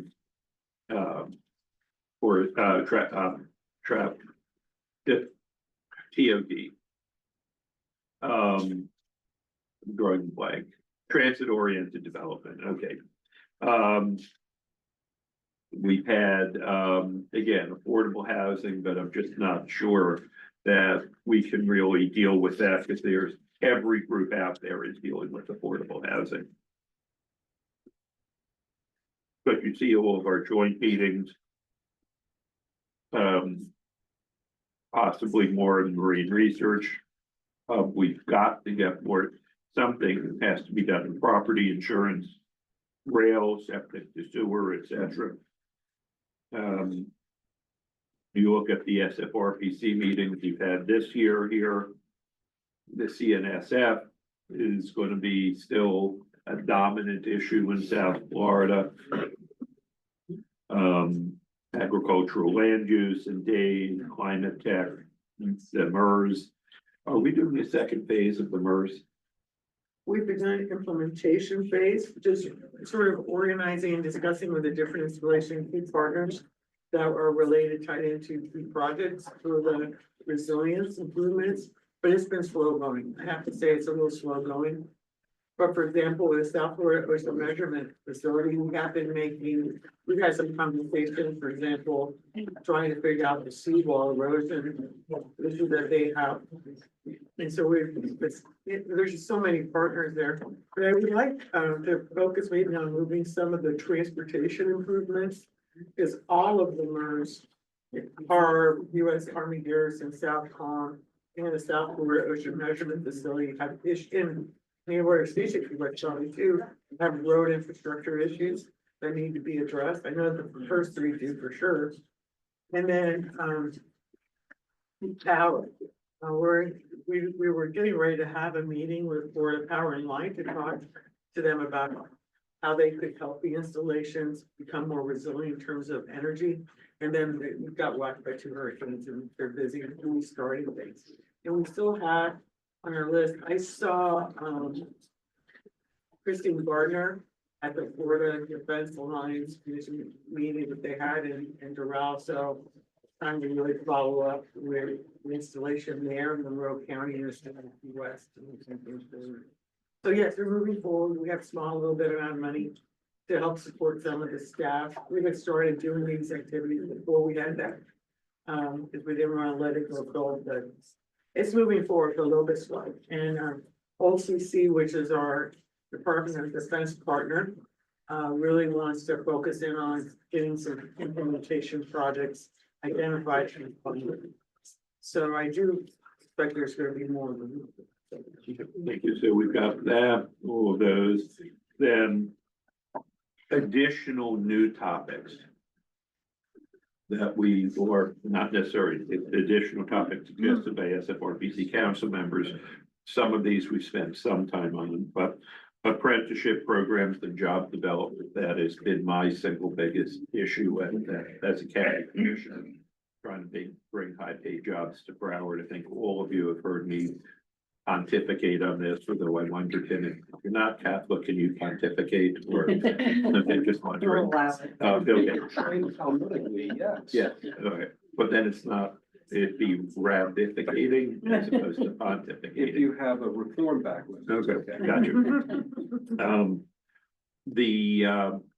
I think all of us know that if you want a decent job, you have to have additional training post high school, post secondary. You're just not going to get a good job without additional training. But that does not require necessarily a four-year college degree. I just saw an article, I believe it was Wall Street Journal, can't swear to that paper version. Was talking about, no, this was online somewhere, that the new millionaires are gonna be the plumbers and electricians. Did you see that article? Okay, do you remember where that was from? I don't. But, I've been saying that. I mean, a lot of people, if I were 25 years younger, I would be very worried, and did a different type of law. I believe AI is going to eliminate, 40 or 50% of legal jobs, 60 or 70% of accounting jobs, 60 or 70% of architect, engineering jobs. You're still gonna need some live people.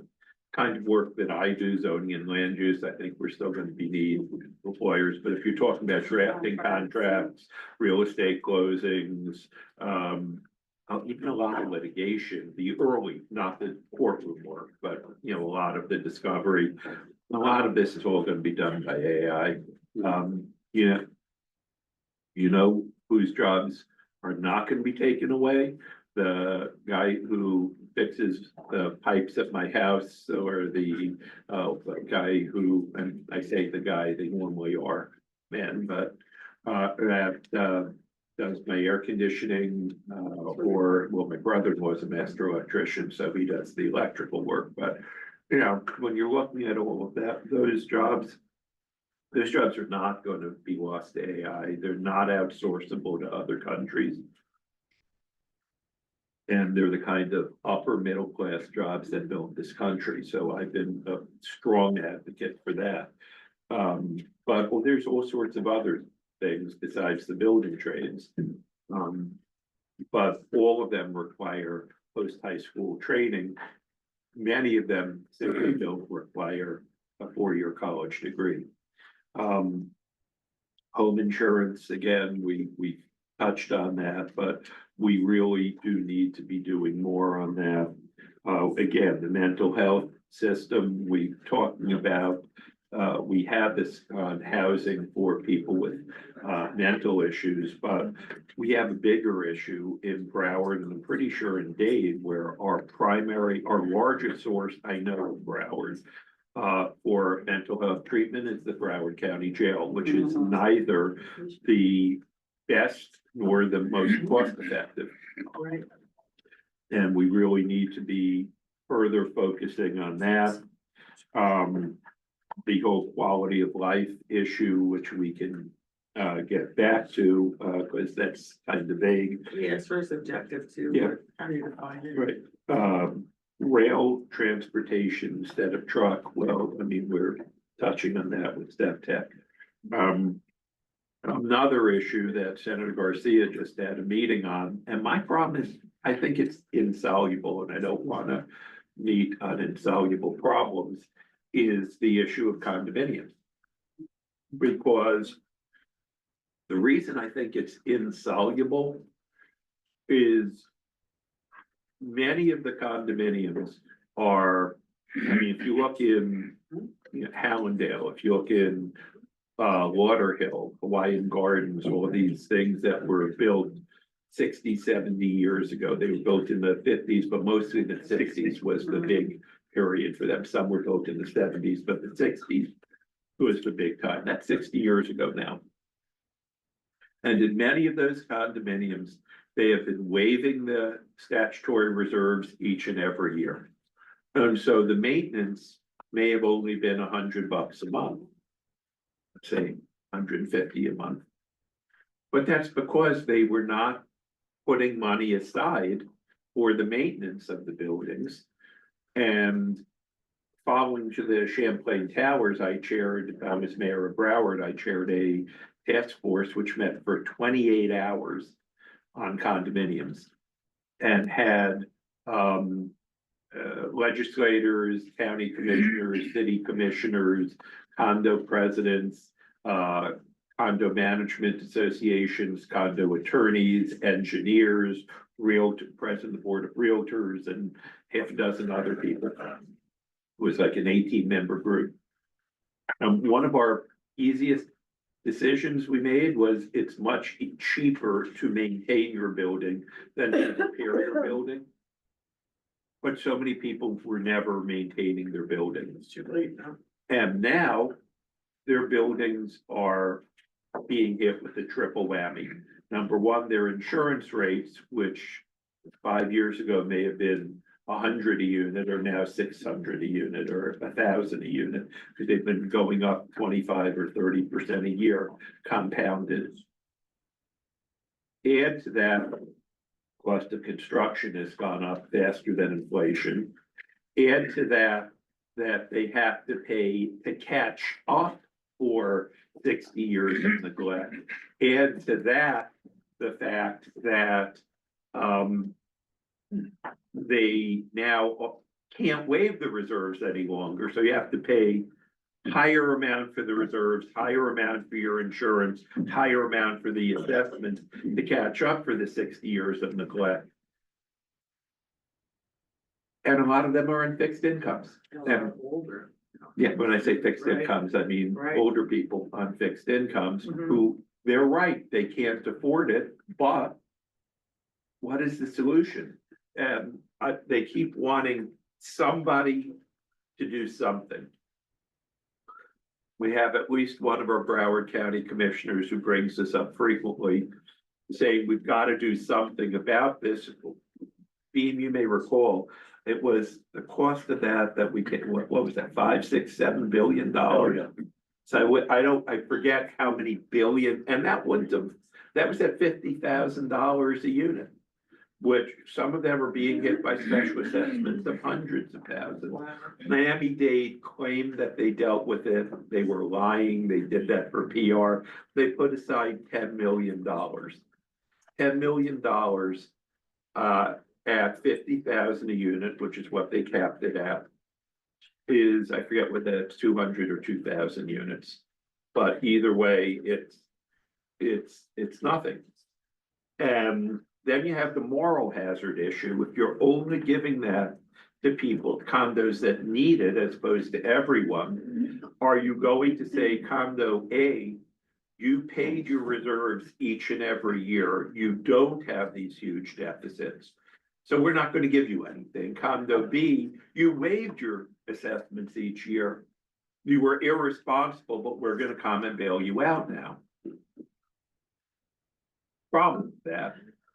And some of the things, just the fact that you're having to pay, now you can't waive your assessments any longer, and your insurance has gone up dramatically. A lot of them, even if they didn't have the deficit, can't afford their current. I mean, I don't know that this has an answer. So I don't know if we should invest time in something that may not have an answer, but it is such a hot topic, maybe we need to. So, I don't think we can do that. okay, I was just about to pivot into what should we do? And Councilmember Furr, what I'd ask you to do is both address that topic, which I think you have, and any other topics you think we should be focusing on. Followed by Councilmember Waken. I think we've got, we have to figure out where we'd be effective. I don't want to be hitting a million different things. I think we've been effective on coral reef, and I think there still needs to be a lot of work on that. Yeah. Because the management program, DEP put forth a management program, FWC did not. And it needs to be combined, otherwise you're not getting real management. And that begs the whole coral reef issue, which protects our entire coast. That begs for it to be able to be healthy, requires a clean water system. That's it. You know, so you gotta have a little bit of both, they go hand in hand. That means at some point getting this region to have an advanced water treatment plan, much like what Monroe County does. Big difference, huge difference. You've got cities like. I'm gonna briefly interrupt only to say that the segue on that is this may be good timing, because as we are all having to change all of our water treatment because of the microplastics. Yeah. that may segue into that. Well, you're right, because you've got it not only dealing with it in the water system, you're dealing with the landfills and everything else, but with PFAS and how to deal with that. And trying to get rid of PFAS, anybody who's read that, there's only one way to do it, unfortunately. And that's to burn it at 2,200 degrees. And it's a costly way. And then you have to be concerned with the emissions, and they haven't quite got that figured out. But those are the kind of things where Palm Beach has that part figured out. We don't. They did. Yeah. Or at least in terms of the burning of it, their new plant that's gonna go on will have those standards up to those standards. So they're taking one plant offline and putting a new one on that goes up to those standards. But Broward County doesn't have that, and Miami-Dade doesn't have that. And you use Miami-Dade for a lot of your stuff going out. Those are huge issues that are regional in nature that I think, it makes a lot more sense to us try to work together on some of that. Instead of everybody being redundant and trying to solve it ourselves. So Commissioner Furr, you're thus far, and I'm taking notes. okay. Your big issues on water, and I'm including coral reefs as part of water. Are there other issues, or do you think that, in your opinion, is that our big focus? If you want, what we can do is go around once and then go around again if you think of anything else. I think in terms of transportation, there is a lot of, that will always be part of this council. And I think the fact that Miami-Dade is just, I think surtax, they have an additional surtax on the ballot right now, right? Isn't that on the ballot? I think so. Ours is on the ballot. Palm Beach is now getting ready to, look An at, additional surtax on the ballot. they don't, Miami-Dade has. but- Oh, I thought you said ours. No, ours is, no, Correct. but all because we already have ours. Right. Everybody's looking at ours. Right. And saying, how do we get that? Because it gives you much more options. Leadership from people like Dean. Furr. Exactly. But it gives you options in terms of what you can apply to on the federal level and all kinds of things.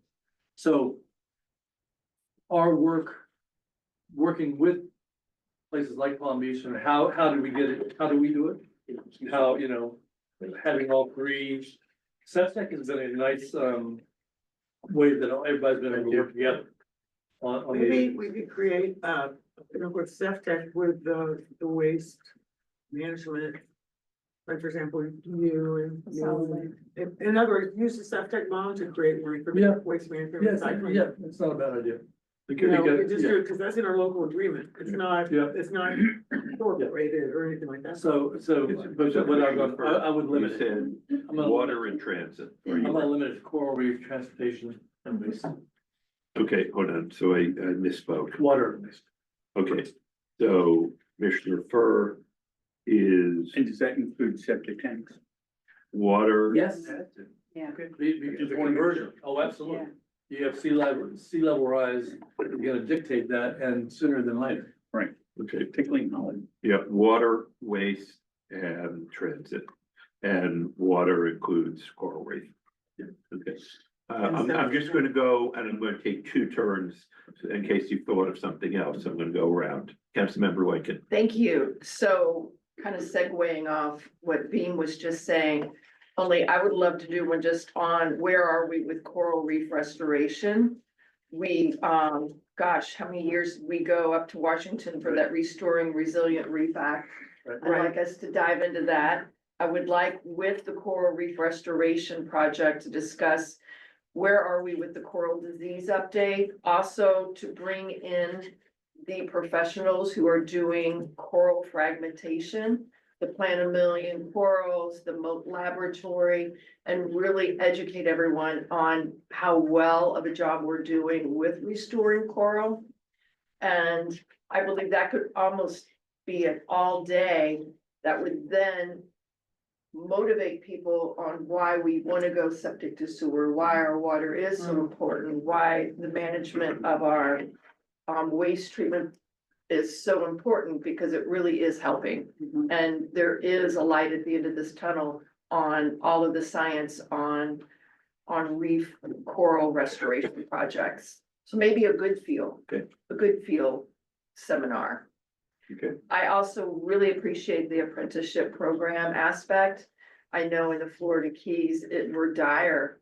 We need boat mechanics, we need culinary specialists, we need the carpenters, the electricians, and so this is, again, an issue that is extremely important to Monroe County, which would then bring in our experts, and our participation would be higher, because it would be something that really is pertinent to us as well.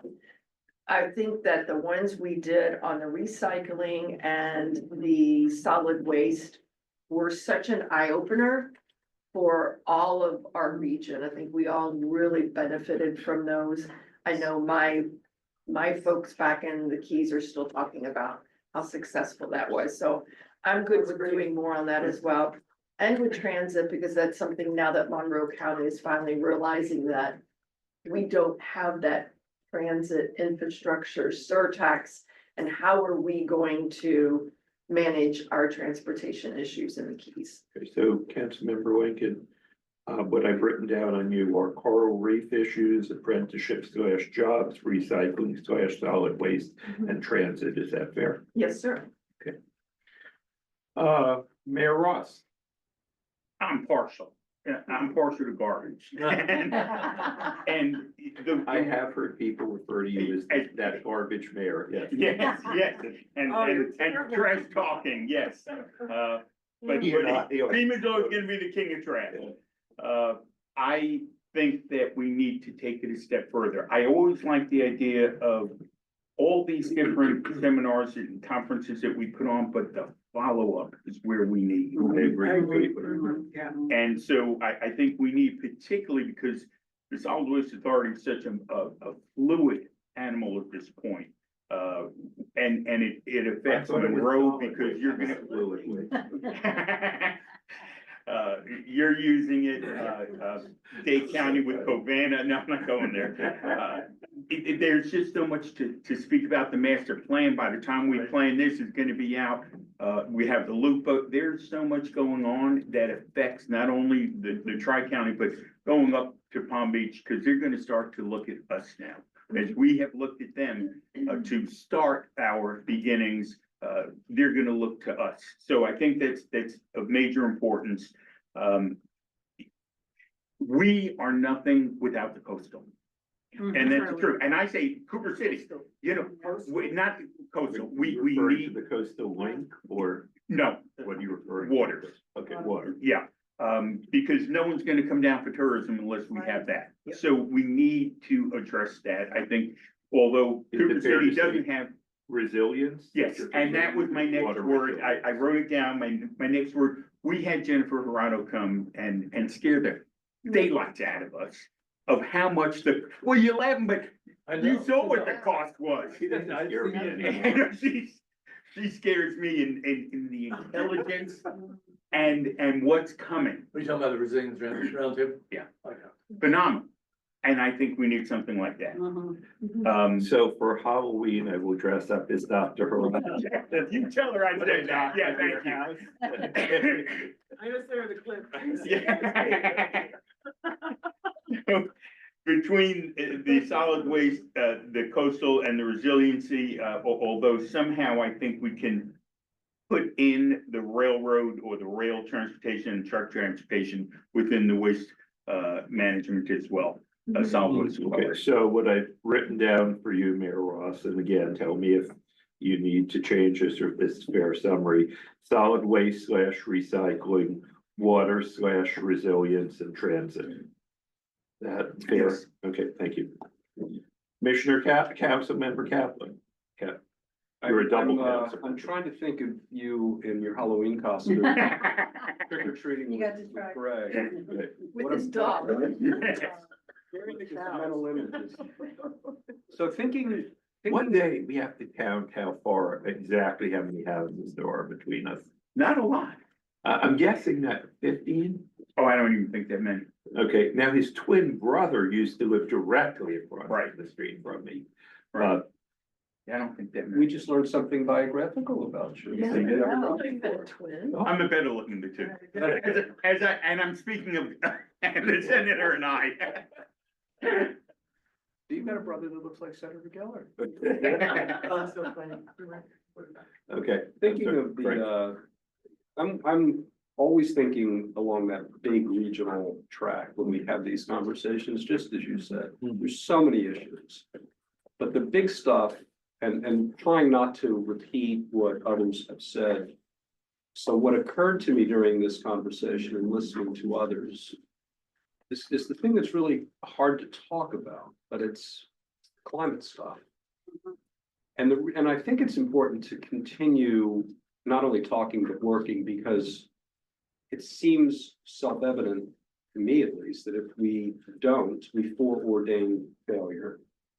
And although your point about Noah's Ark may turn out to be prophetic in 50 years, if we don't do these things in this time frame, you will not be prophetic, it will be inevitable. And we will be migrating to Montana. I do, I'm sorry, you want to interrupt. And go ahead. On that same thing, I think it is the topic of all time for us. But there is a compact that's all they're looking at. And so I don't know if we need to be doing it at the same time they're doing it, when they have engaged all of the academic institutions and everybody else. Why, I don't know what we would add to that. That's all I'm saying. That is one of the reasons why I am not putting affordable housing on the list. Because there's 10 different groups out there working on Yeah. affordable housing. And Commissioner Burr, you've raised a good point on the resilience. I want us to be working on important issues that don't have a dozen other groups working on them. So take the point, and that's right. So what might be missing, and this is just thinking aloud right now. For example, wastewater treatment is not in this list, but all of this stuff that's gone into the boulder zone causes eyes to pop and brains to swell when you think about that being a finite volume and millions of gallons a day from everywhere in the United States and the world at large being poured into the firmament. I believe we've seen science fiction movies about that. What happens when it just pops? So we're not talking anywhere that I know of about more advanced wastewater treatment as opposed to just getting rid of it, but we should. The other, so that also dovetails into a thought, and it's hard to sort of put action items on this thought, but the thought is on the importance of behavioral changes for sustainability. When we have these conversations locally, they're fruitful. They have to do with reducing needs, reducing wants, throwing away less, things of that sort. It's hard to change behaviors, but this is where leadership comes in. And if you start to promote the ideas that if we don't, we're just going to be continuing habits that cause greater complications on hard problems. Trash is a great example of this, and the recycling. I think one of the takeaways that I wish we could do a follow-up on, it's better, is educating people on how to be smarter about recycling and how to handle trash. In other states that I visit frequently, Rhode Island is the best example. They spend an enormous amount of sort of public outreach energy and time, and people are actually, they get it, they behave better. Palm Beach spends $4 million a year on education. So so now I get to an action item that might be Well, interesting. I've already written down for you climate/resilience, wastewater treatment /boulder zone, behavioral changes /recycling. So here's where I come to an action item that might be germane for regional planning. Community design is what I'll call it. The zoning adaptations that correlate with adaptation and resiliency. The streetscape harmonization with the raised roads and swales and things of that sort. The proportionality of houses that are gonna have to go more vertical relative to the neighborhood. I think we've always resisted, generally speaking, these kinds of changes in zoning and building stock, because largely people don't wanna live in Malibu, they wanna live in South Florida, you know, and that look is not consistent with what we've had historically here. But base flood is up and building solutions are up and verticality is up and it's gonna look different. So harmonizing all of this in zoning is the thought. I've written community design / resilience. Okay. Councilmember Horland. So I'm coming up last and everybody's made such excellent points. And especially I was gonna speak about adaptation. I think our biggest issue is water. Preserving the quality of, managing the water, that's coming into our communities. Councilmember Kaplan and I were discussing during the break, we're talking about the recent storm we saw, hit the West Coast. And obviously we look at what it's gonna do to the insurance market for all of us. But at what point does fatigue start to set in? Right? When your house is flooding or your business is flooding over and over again and you're losing it. And we need to, I think, make that, when we start to talk about adaptation in planning, certainly, but making that connection of what that does to our economy here in the state of Florida. Because at some point, you're gonna see corporate companies say, you know what, it's not worth the risk, to move our company down there. So I think, really kind of, tying everything in,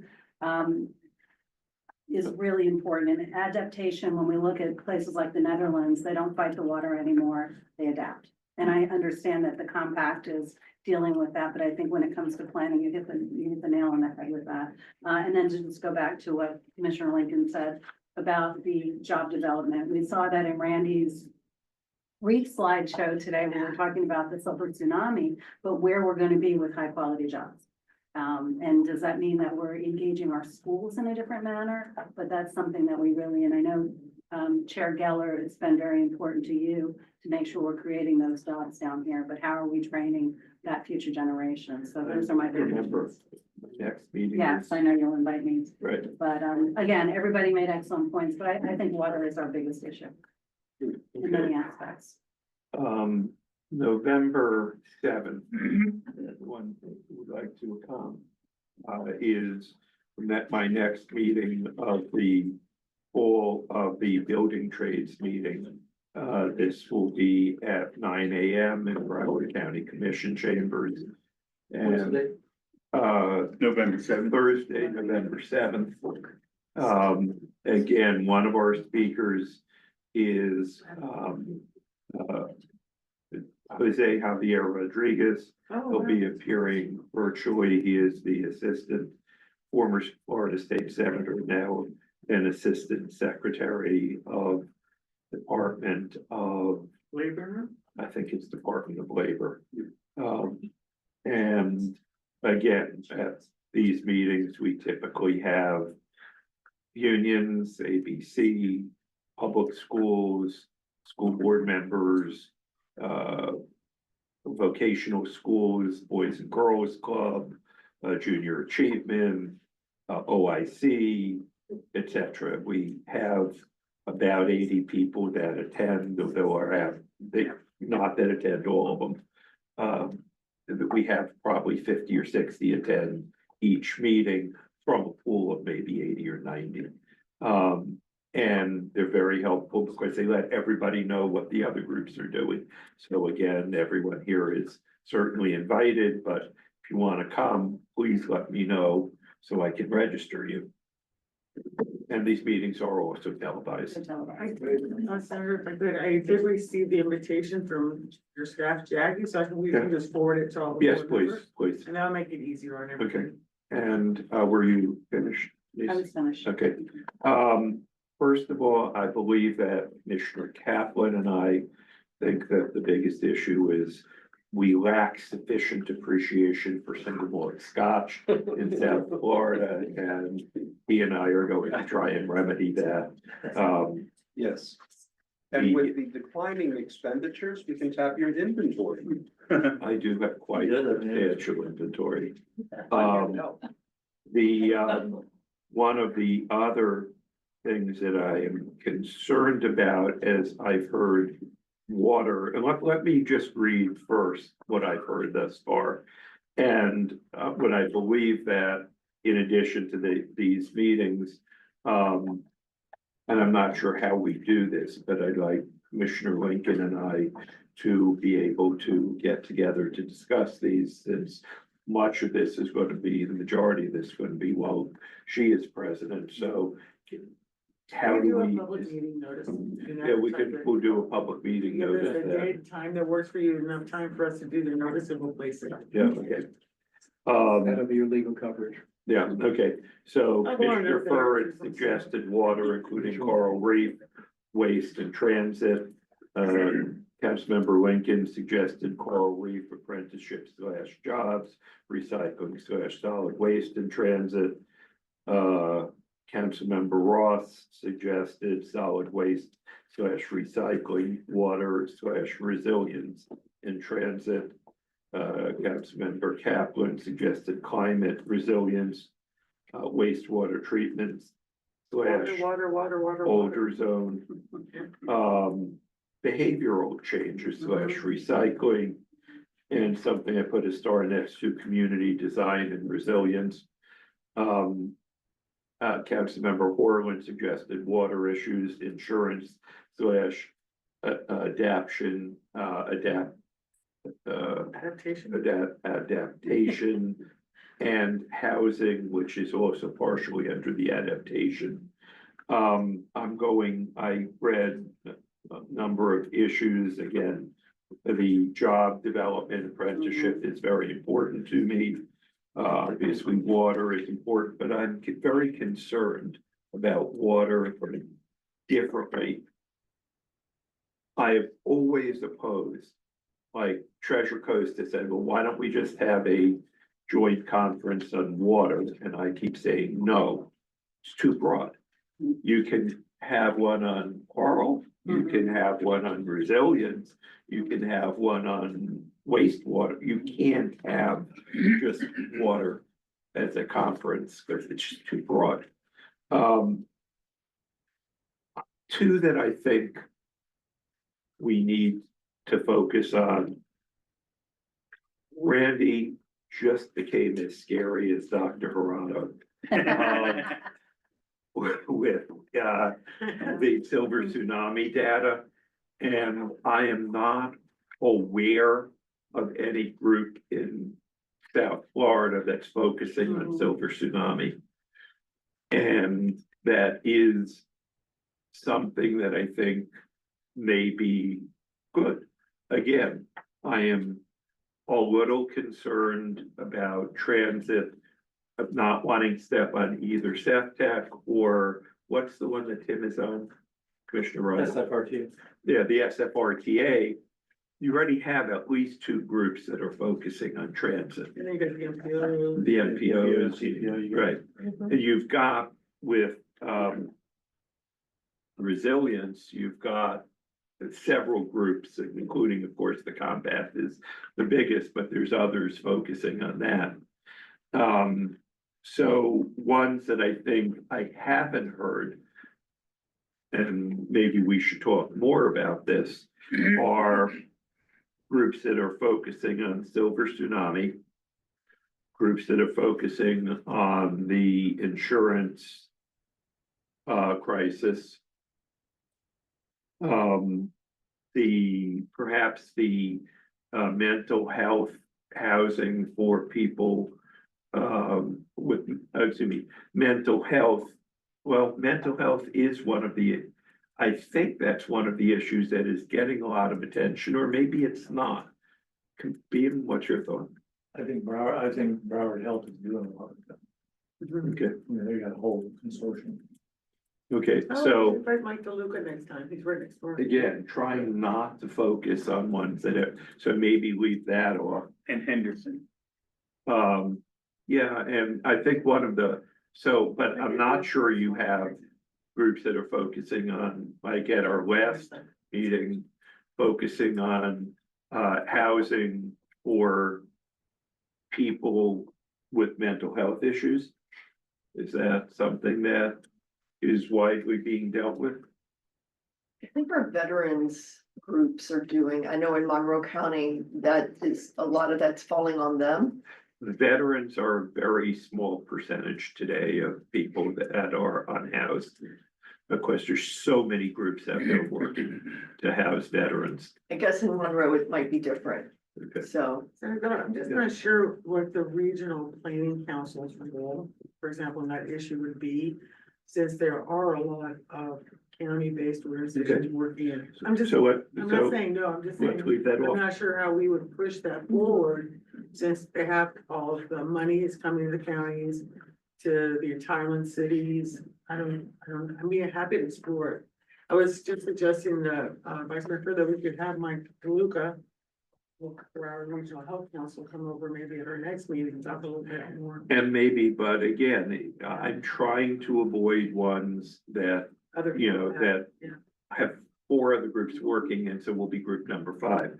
I think that what Commissioner Kaplan raised and Commissioner Horland followed up on the adaptability and housing, which I'm not familiar with many groups out there that are working on a regional basis on this. This is part of the silver tsunami issue, but it's also part of affordable housing. Again, I apologize for being parochial. I know Dade has the same issues. Monroe has its own unique issues on affordable housing, but in Broward, I know that our population is growing by 14,000 people per year over a 25 to 30 year average. I know that we have 2.1 people per home. I know that that means we need about 7,000 housing units just to keep up with population growth. I know that there's almost no undeveloped land left.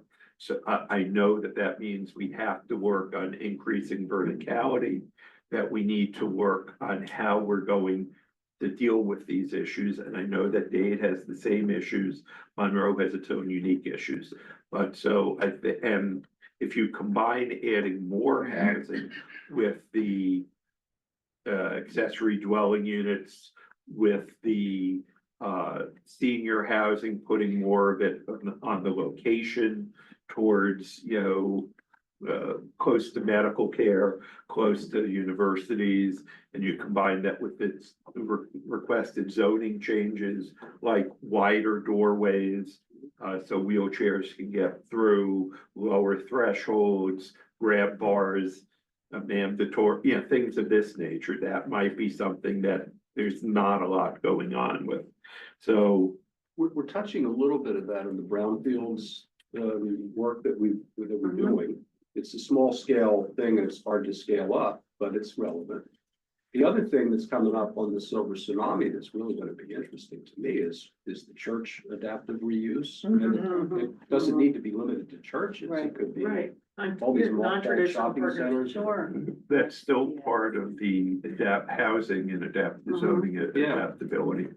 So let me go around again. And we're not reaching any final decisions, but is there any additional input, Commissioner Furr, that you've had?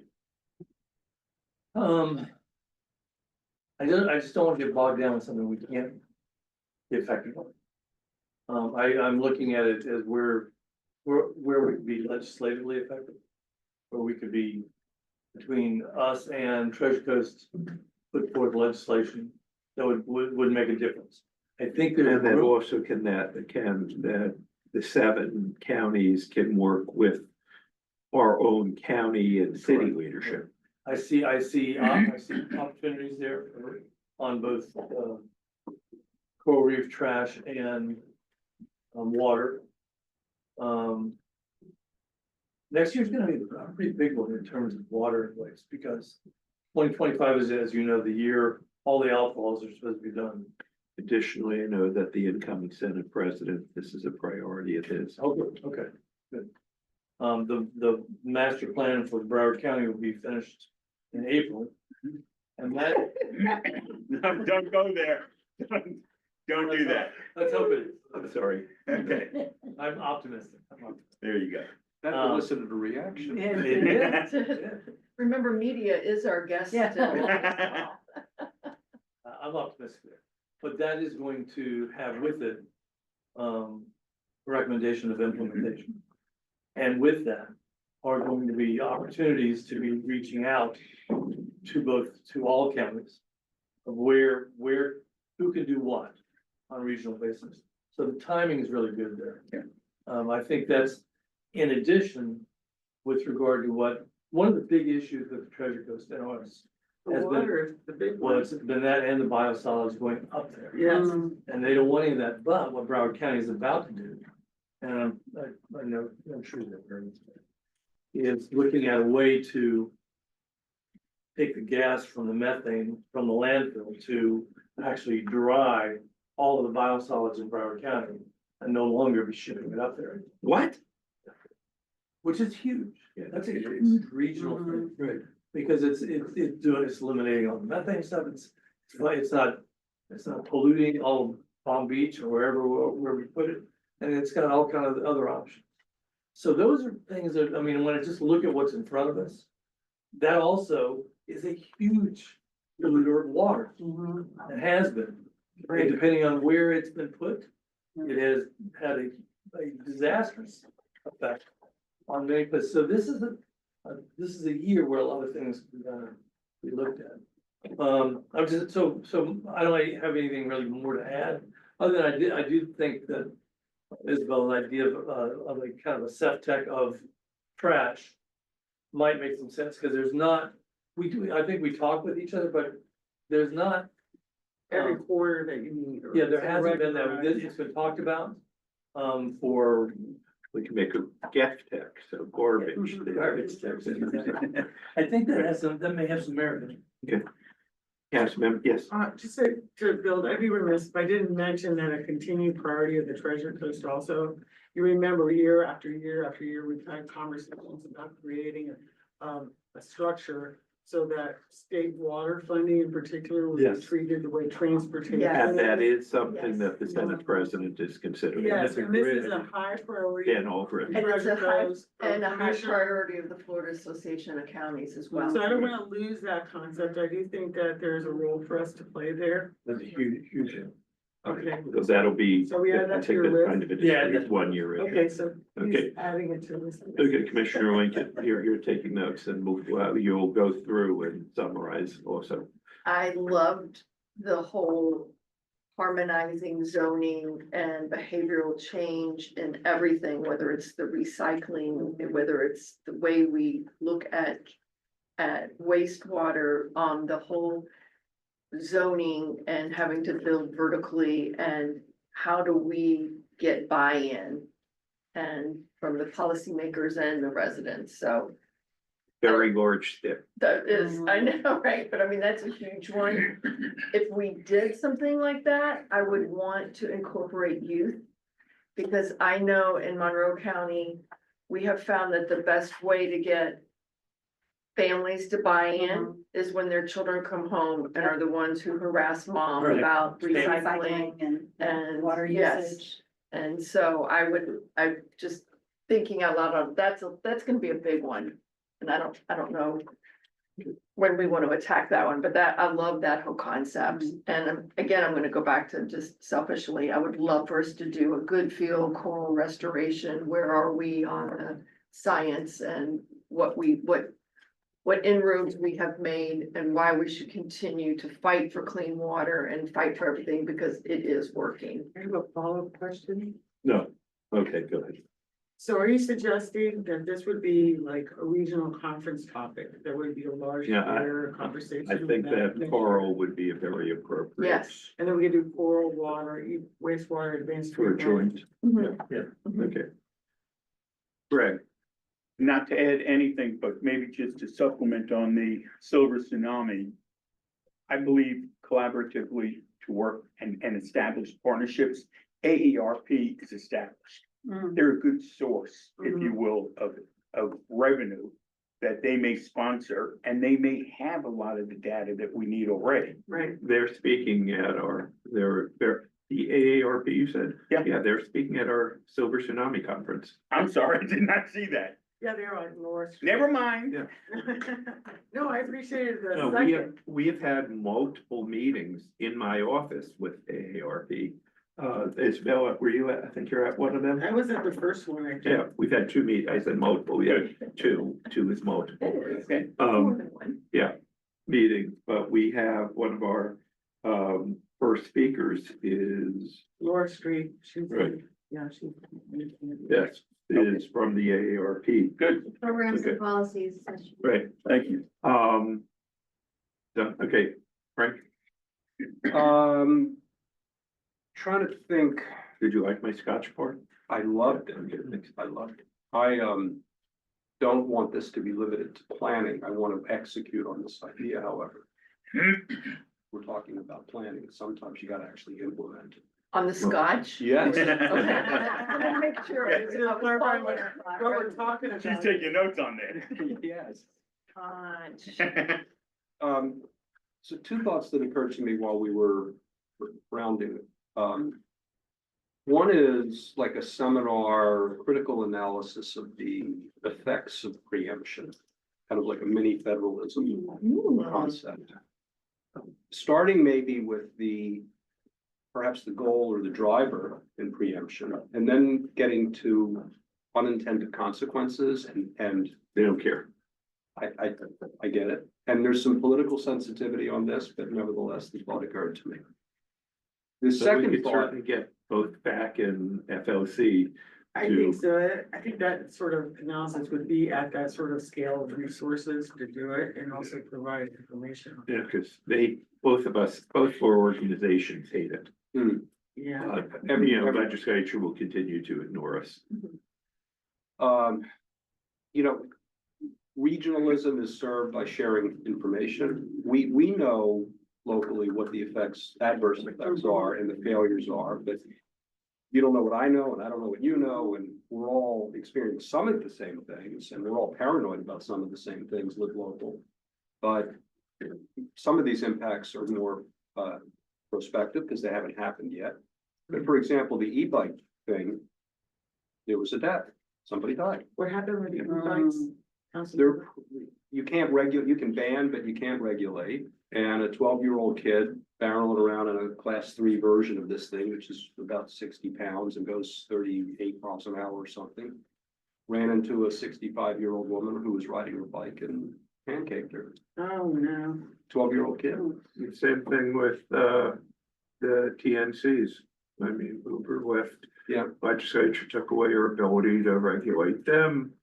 Don't even get me started on these party homes. Yes. Say vacation rentals, if we Yes. just wanted to do one, how do we all get rid of vacation rental or be able to regulate it? Right.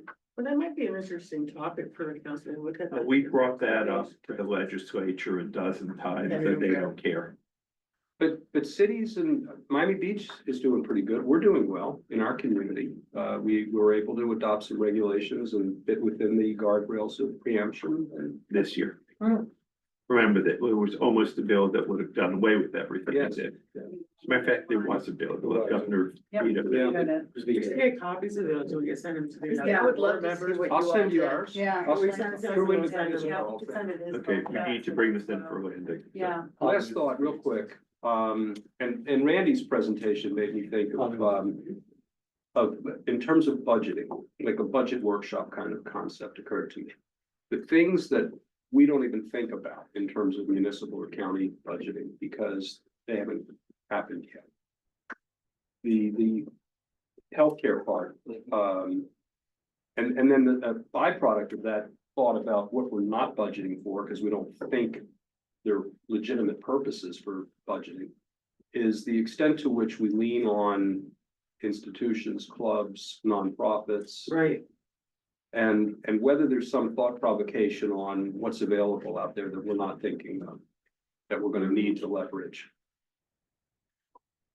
Quickly, because again, everything's been said, but I think it's interesting what you're bringing up about preemption, because when we go up to the legislature every year, and short-term rentals has been one of my big issues, we always go up with examples, right? Yes, by and large, they don't listen, but there are people that listen. There Yeah, are right. reasonable people that listen when we have these meetings. Yeah, but they don't count. Right, but what I was gonna use as an example, and I think it's not a bad idea to get some real life examples of how some of these laws have affected us. I'm thinking about the tree legislation a couple of years ago, preempting us from requiring residents to have a permit to cut down trees, and there ended up being a clawback bill afterwards because there was so much clear cutting. People were just going through, and then, so the legislature realized that there was an issue. Home-based business, I think that's a real issue, that there potentially should be a clawback bill on that, where they just kind of open that up to, we have an automotive, gentleman's running some type of automotive business in his residential home, because of that home-based business bill. So I think if we were to come, with some examples, it might be regionally to be able to present that.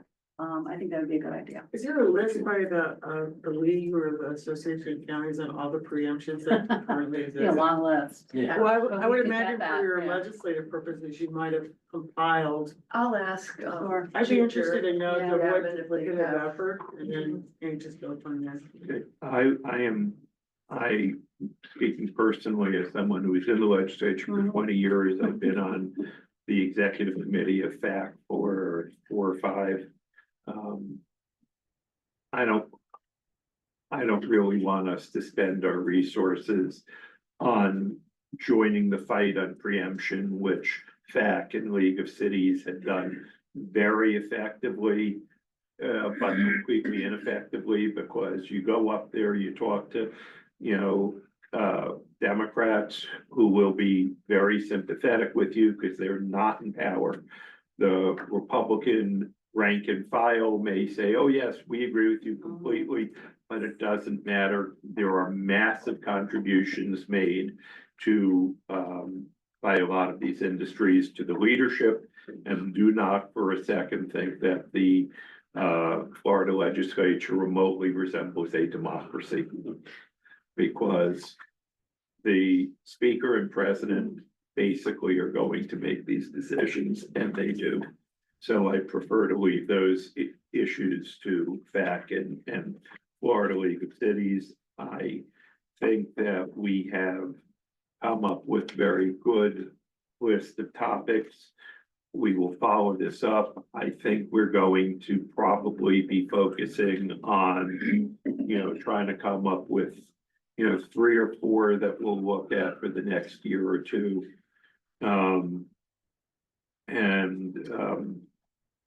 But consider, we should be having it after our conference and after January, we should be having a joint council meeting with Treasure Coast again. So we could always bring, I'm not saying that we need them to read our priorities, but we could bring and share them, our discussion, and maybe there's some that I know they want to get involved in the water Right. conversation. And we could bring that as part of an update from our council to theirs on things we're interested in. Maybe, I would Maybe one. suggest, based on what I've heard, that perhaps our next joint conference with Treasure Coast Joint should be, meeting? joint Conference, conference a okay. year from now be, coral reef focused, because I've heard a lot of Oil and water. coral and water, yeah. But again, there's a lot that we've heard. I want to review the notes and sit down. But I think we've gone about as far as we can go today. I would like to thank everybody for staying late. Is there anything else we need to go over before we adjourn and are finished? How many bottles of scotch do you? I have approximately 100 and, no, it's a lot more than it sounds. 130 different single malts. But for example, I have 3 or 4 bottles of Johnny Walker Blue, all of which have been gifted to me by clients. I'm not counting those because Johnny Walker Blue is a blended scotch. That So, just doesn't count. right, so that doesn't count. I'm only counting my single malts. Have a follow. Although I am included batted in that, which are blend of different single malts, No, we need a gift. but which remain, If only I drank. but which remain, 100% malt. The difference between Yeah, there you a go. blended and a single malt is a blended one, like most of the Johnny Walkers, except for Johnny Walker Green, which is vatted, is a mixture of both malt whiskey and distilled neutral grain spirits, as opposed to Are you 100% malt. Sorry. So I- livers. This is. Well, no, that's the thing. Silver tsunami group by the I time we get The this. reason I have so many is I barely drink. Right. So I'm buying more than I'm drinking. Okay. I only have 1 or 2 drinks a month. Wow. I barely drink, but my friends know, oh, it's his birthday. You know, when I turned 65, I got another 5 or 6 different expensive single malt. At this rate of consumption, the 85-plus-year-old bubble is going to occur before you even. My children will inherit a substantial single malt collection. Please show the meeting. Yes. Greg in the middle. Oh, okay. Yeah, Greg. Monkey in the